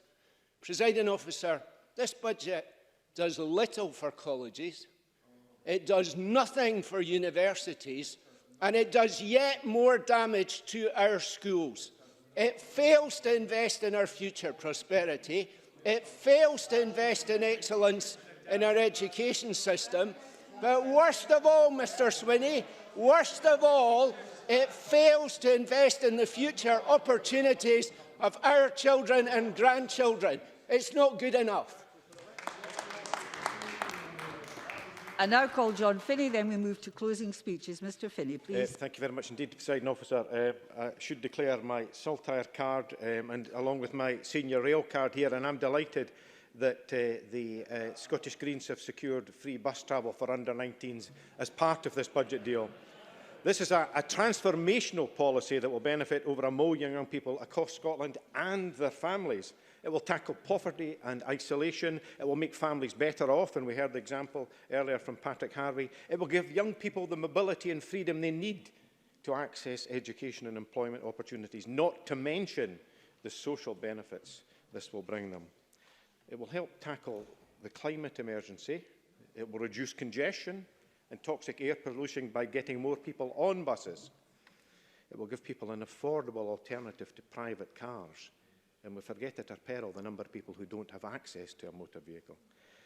And helping rebuild a culture of using public transport after decades of decline. It will bolster bus services across the country, putting tens of millions of pounds into the industry, getting more passengers on seats that are otherwise empty, not to mention more fare-paying passengers, adults, as a result of making family travel more affordable.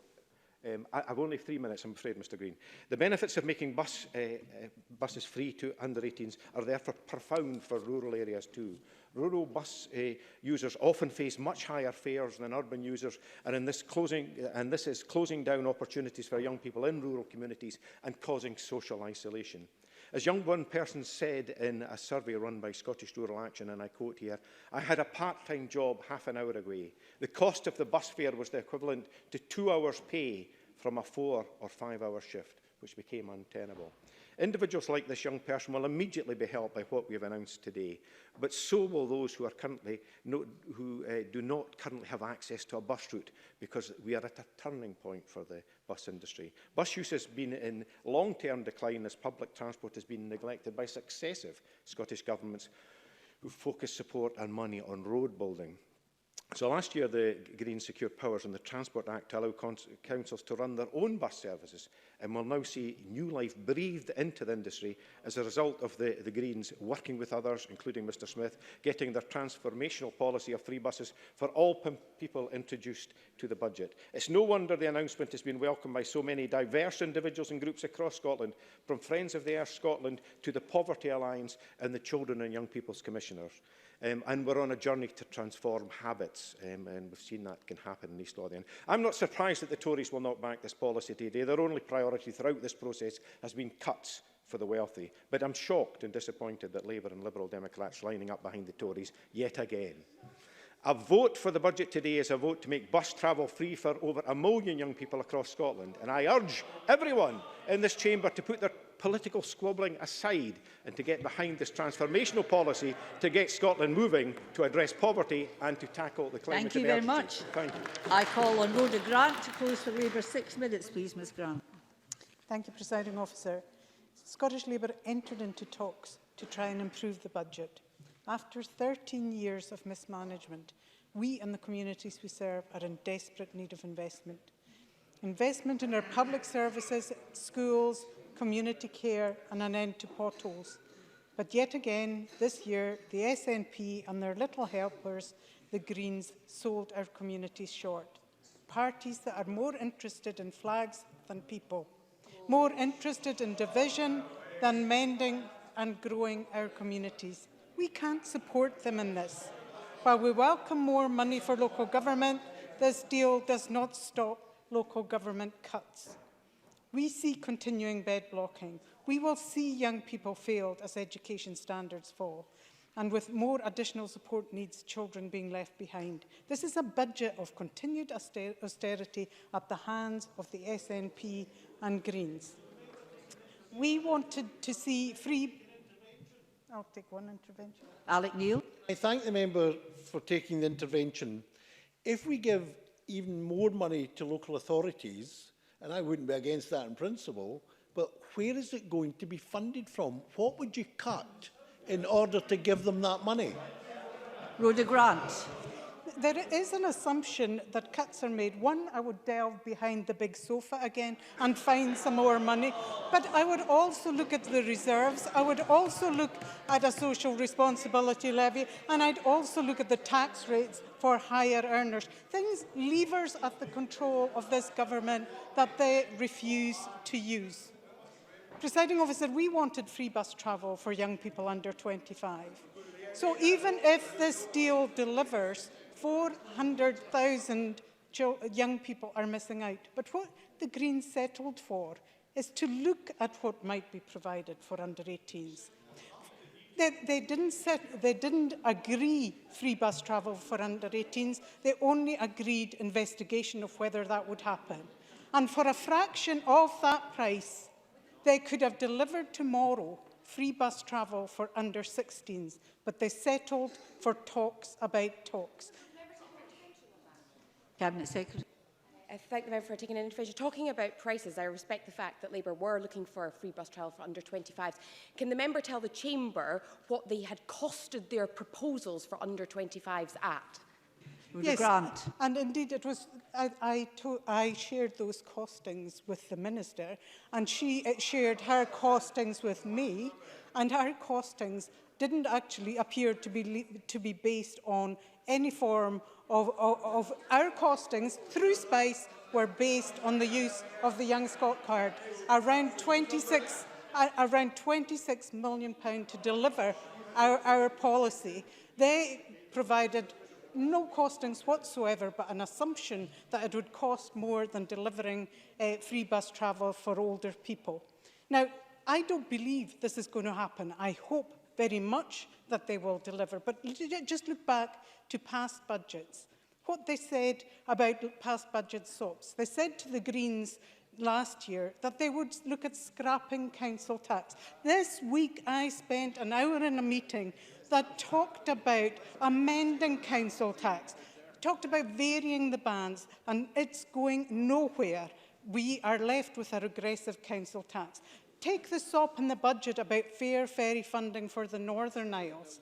Another thing that has made no progress at all, with funding diminishing rather than finding a sustainable future for our ferries in the Northern Isles. Presiding Officer, bus usage is falling.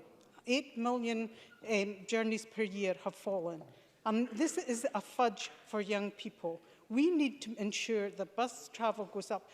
Giving free bus travel to the under 25s not only would have improved bus services for them, it would have improved bus services for all of us and provided life-changing habits for young people where they would use bus services into adulthood.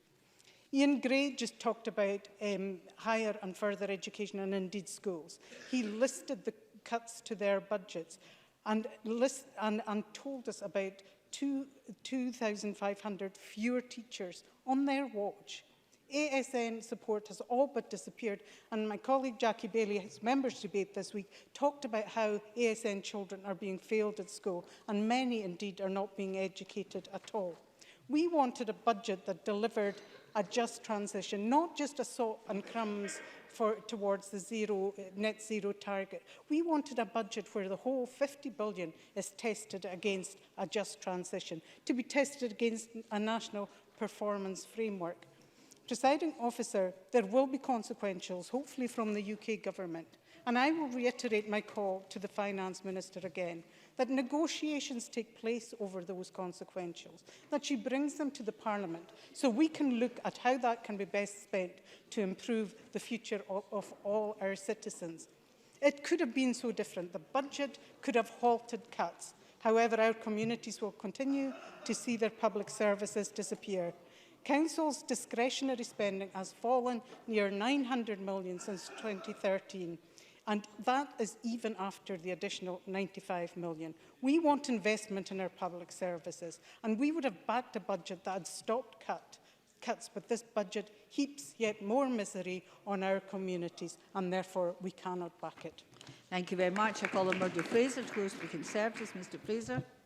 Thank you, Presiding Officer. This has been a lively debate. If the award for the most statesmanlike speech goes to my good friend Bruce Crawford, then the award for the most amusing so far goes to Alec Neil, although he was, of course, totally wrong about everything he said. Nevertheless, he entertained us. Now, Presiding Officer, in these troubled times, it's always good to have certainties in life we can rely upon.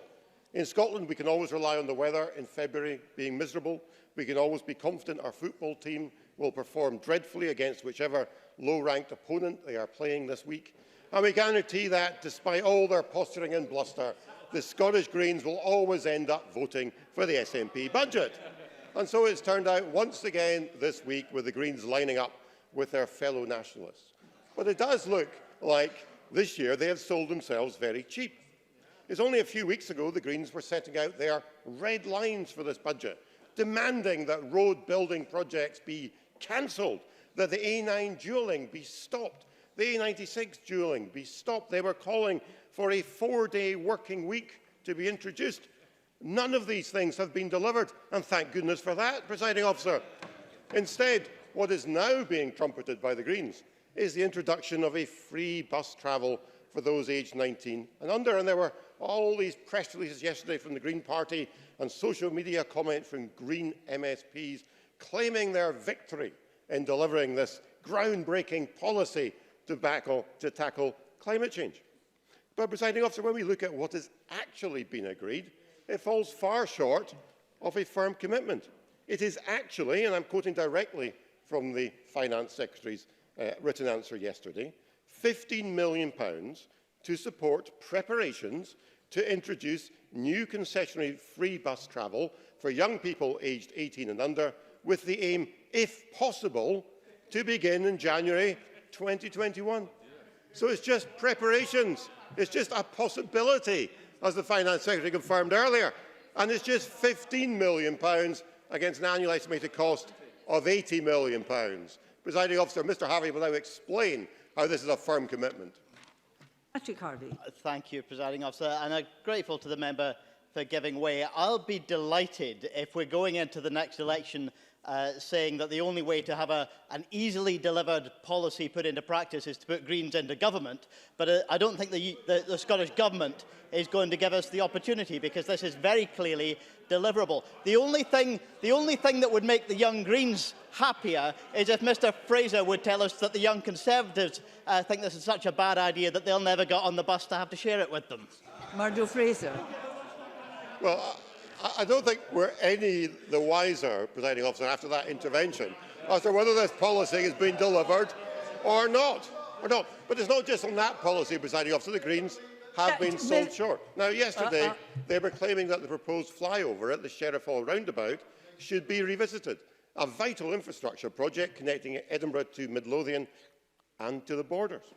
But because this project has been delivered as part of the Edinburgh City deal, and the change to that policy will require the agreement of the UK Government and local authority partners, that change will be up to them. That's what the Finance Secretary confirmed yesterday in a TV interview. So the Greens have been sold short once again.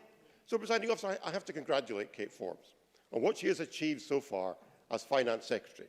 She's only been in the job for 9 days, but already she has stitched up Patrick Harvey far more successfully than anything our predecessor achieved in more than 3 years in the role. Presiding Officer, overall, this budget is a disappointment and could have been so much better. It was based upon a 3.7% uplift in real terms in the total resource spending available, thanks to the Boris bonus due to increased Westminster spending. Now, against that, as Bruce Crawford reminded us, we had, of course, to offset the negative reconciliation of more than £200 million from poorer income tax receipts than forecast from 3 years ago, and also the lower income tax forecast relative to the rest of the UK, having a downwards effect on the amount of money available to the Scottish Government to spend. And it all demonstrates, once again, if we could grow the Scottish economy, if we could grow it at just the same rate as the UK average, we'd have many hundreds of millions of pounds more to spend on public services without having to increase taxes any further. Now, Alec Neil made a contribution on the fiscal framework. He seems to have forgotten in that contribution the person who negotiated the fiscal framework was Mr Swinney on behalf of the Scottish Government. So if he has a problem with what's in the fiscal framework, he needs to take it up with his colleague on the front bench. Now, despite all the extra money available and despite the fiscal transfer from the rest of the United Kingdom of £10.7 million, this is a budget that still delivers cuts. An extra £95 million in revenue for local government is welcome, but nothing extra is delivered for capital. That means real terms cut of £117 million in capital for local authorities across Scotland. It will mean that projects currently being planned, local roads and infrastructure, new school builds and refurbishments, leisure and recreation centre investments will all now have to be rethought, because this SNP government, backed up by the Greens, are cutting the budgets of local authorities. And right across Scotland today, local authorities are having to set budgets and make cuts. Donald Cameron reminded us, cuts in school crossing patrollers, cuts in teacher numbers, cuts in classroom assistants, cuts to music tuition, cuts to opening hours of libraries and leisure facilities, cuts to the opening hours of local recycling centres from a budget supposedly focused on climate change. That is what's being delivered right across Scotland, thanks to the SNP and to the Greens working together. And at the same time, many places facing council tax rises of nearly 5% this year, as Graham Simpson reminded us. In effect, the budgets of local councils across Scotland are being raided to fund the pet project of both the SNP and the Greens. And if we do ever see free bus travel for the under-19s, these buses will be travelling on heavily potholed roads because the Greens have stolen the money out of local government to fund the bus travel scheme. Presiding Officer, the Scottish Conservatives engaged constructively with the draft budget, and I'd like to thank the Finance Secretary for her constructive engagement. But we cannot support this budget today. Despite the extra resources available to the Scottish Government, it falls short of what Scotland requires.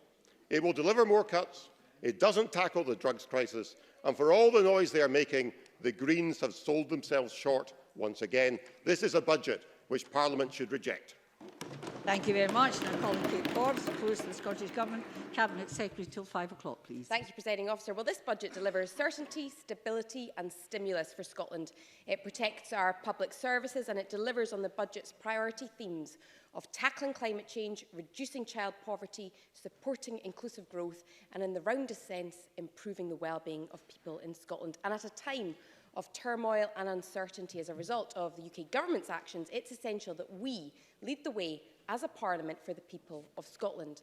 Now, I want to reflect on some comments from colleagues, and I want to start with the wider context, because the Conservatives opened their remarks by saying, and I quote, "There is no austerity." Only a Conservative could look at the last 10 years during which, under a Tory government, Scotland's discretionary resource budget allocation has been cut by 2.8% or £840 million between 2010 and 2021. Tories now talk about the windfall that they're kindly and benignly bestowing upon us, but only the Tories could call a slight increase that does not reverse the decade of cuts as a bonus, whether it's Boris's or anybody else's. Now, of course, if the Tories were so proud of this year's block grant, then why wait so late? Why wait, forcing us to do our own budget ahead of the UK Government introducing even more uncertainty? So for Conservatives to say that there is no austerity, it's quite remarkable. But despite the significant investment we've made through this budget, the Tories have also confirmed that they won't support the budget because of tax. They'll vote against increased funding for local government, for the police and for health because of tax divergence. Now, the intriguing thing in all of that is that any divergence would, of course, be the result of the UK Government's decisions, the UK Government cutting tax rates. In 2018, the then-Chancellor promised to freeze the higher rate threshold in 2020-21. So if there is to be any divergence, it will only be because the UK Government has A, broken its promise, and B, once again prioritised tax cuts at the expense of other services. Now, I will. I'm grateful to the Finance Secretary for giving way. Perhaps you would just confirm to the Chamber that if the Scottish Government were to match any changes in UK income tax rates under the fiscal framework negotiated by Mr Swinney, there would be no additional cost to the Scottish Government. I am not prepared to outsource our decisions on tax to the UK Government and to wait for the Tories to hurry up and get their budget done whilst we bake in anticipated consequentials rather than the agreed consequentials, which will only come on the 11th of March, the very date by which our precious public services and local government has to set council tax. Now, Jamie Green talked about our teachers. What he forgot to say is that the starting salary for a fully qualified teacher in Scotland is significantly higher than elsewhere in the UK. And this budget commits the latest funding to increase teachers' pay. After income tax and pay policy choices for 2020-21 are passed this evening and ultimately at stage 3, a teacher at the top of the main scale will be around £950 better off next year than this year. Incidentally, a staff nurse will be around £700 better off. That's a band 5 at the top of the pay scale. And a senior nurse will be around £890 better off. That's a band 6. That is what this budget delivers. Now, Labour raised concerns about local authorities, and that's why in the agreement that we reached yesterday, we have met COSLA's ask of £95 million. Now, capital has also been mentioned, and in terms of capital, local authorities will also be able to access the £1 billion Schools for the Future programme to invest in the school estate. They'll be able to access over £800 million to invest in affordable homes, and there is also £201 million for city, region and growth deals. Rhoda Grant. For the future funding, just revenue funding, where councils borrow and the government gives them some money towards that borrowing cost, rather than an investment by the Scottish Government in our schools? Of course, it's an investment in by the Scottish Government in our schools estate, building on the very successful Schools for the Future programme, which saw the second highest amount going to our own local authority area of the Highland Council. The budget also includes the new £200 million for the Green Growth Accelerator to help and support local authorities invest in low-carbon infrastructure. And on revenue, the additional revenue funding of £594 million taken together with potential council tax income of up to £135 million means that councils have the potential to access an additional £724 million next year in resource. Presiding Officer, I think the reason why we've heard the relatively predictable accusations and counter-accusations this afternoon is because this is a good budget. And yesterday's agreement is good for the communities and the businesses of this country. Now, Bruce Crawford, on behalf of the Finance Committee, identified some of the risks and the challenges that the budget faces as part of the fiscal framework. Those are recognisable, and we need to take steps to meet those challenges. I can tell the Parliament that I spoke to the Chief Secretary to the Treasury earlier today to highlight some of the risks of the volatility that comes with the fiscal framework, and we need to work together and collaboratively to ensure that we manage those risks and that volatility. But despite that, despite the uncertainty, despite the unknown consequentials that will come to us on the 11th of March, we have before us this evening a budget. It is the best available budget for Scotland. It delivers for local authorities, it delivers for the wider public sector, and it delivers for the people of Scotland. It will continue to deliver the key priorities for the people of Scotland, and I would urge all members of the Chamber to support this budget to ensure that we benefit the people of Scotland and we give people who need the certainty at a time like this, the certainty that they need, and ensure that we vote for it at 5 o'clock today. Yeah.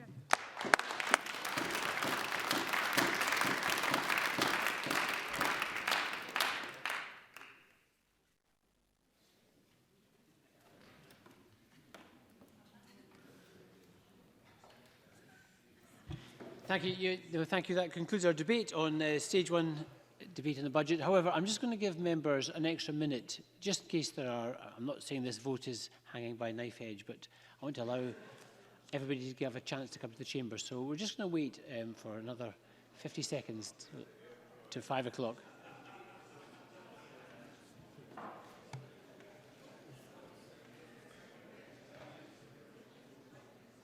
Chamber looks great.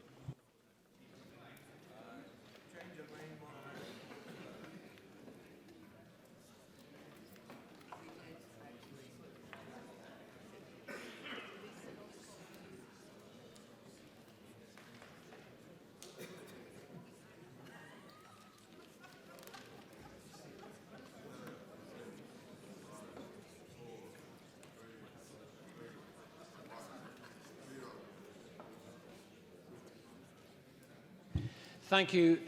No member has actually come in the doors, but better safe than sorry. So we turn to decision time. There are two questions today. The first question is that Amendment 21013.1, in the name of Donald Cameron, on the Budget Scotland No.4 bill at stage 1 be agreed. Are we all agreed? No. We're not agreed. We move to a vote on Mr Cameron's amendment. Members may vote now.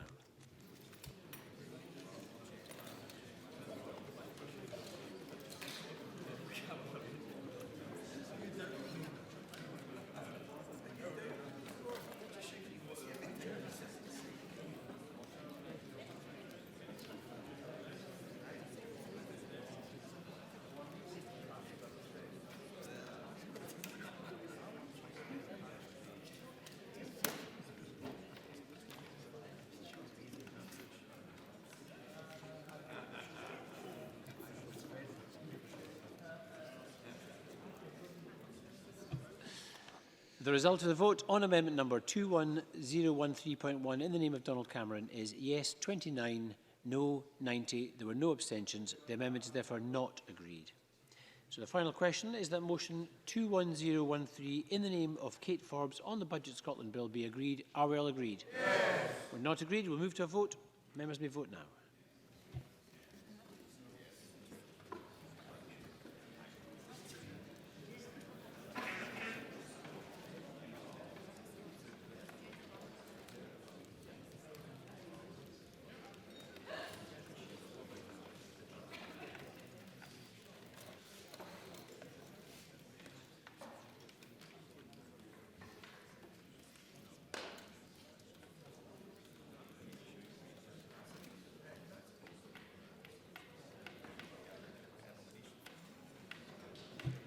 The result of the vote on motion 21013 in the name of Kate Forbes is yes 65, no 54. There were no abstentions. The motion is therefore agreed.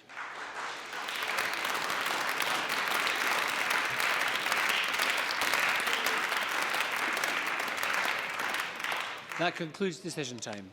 I close this meeting.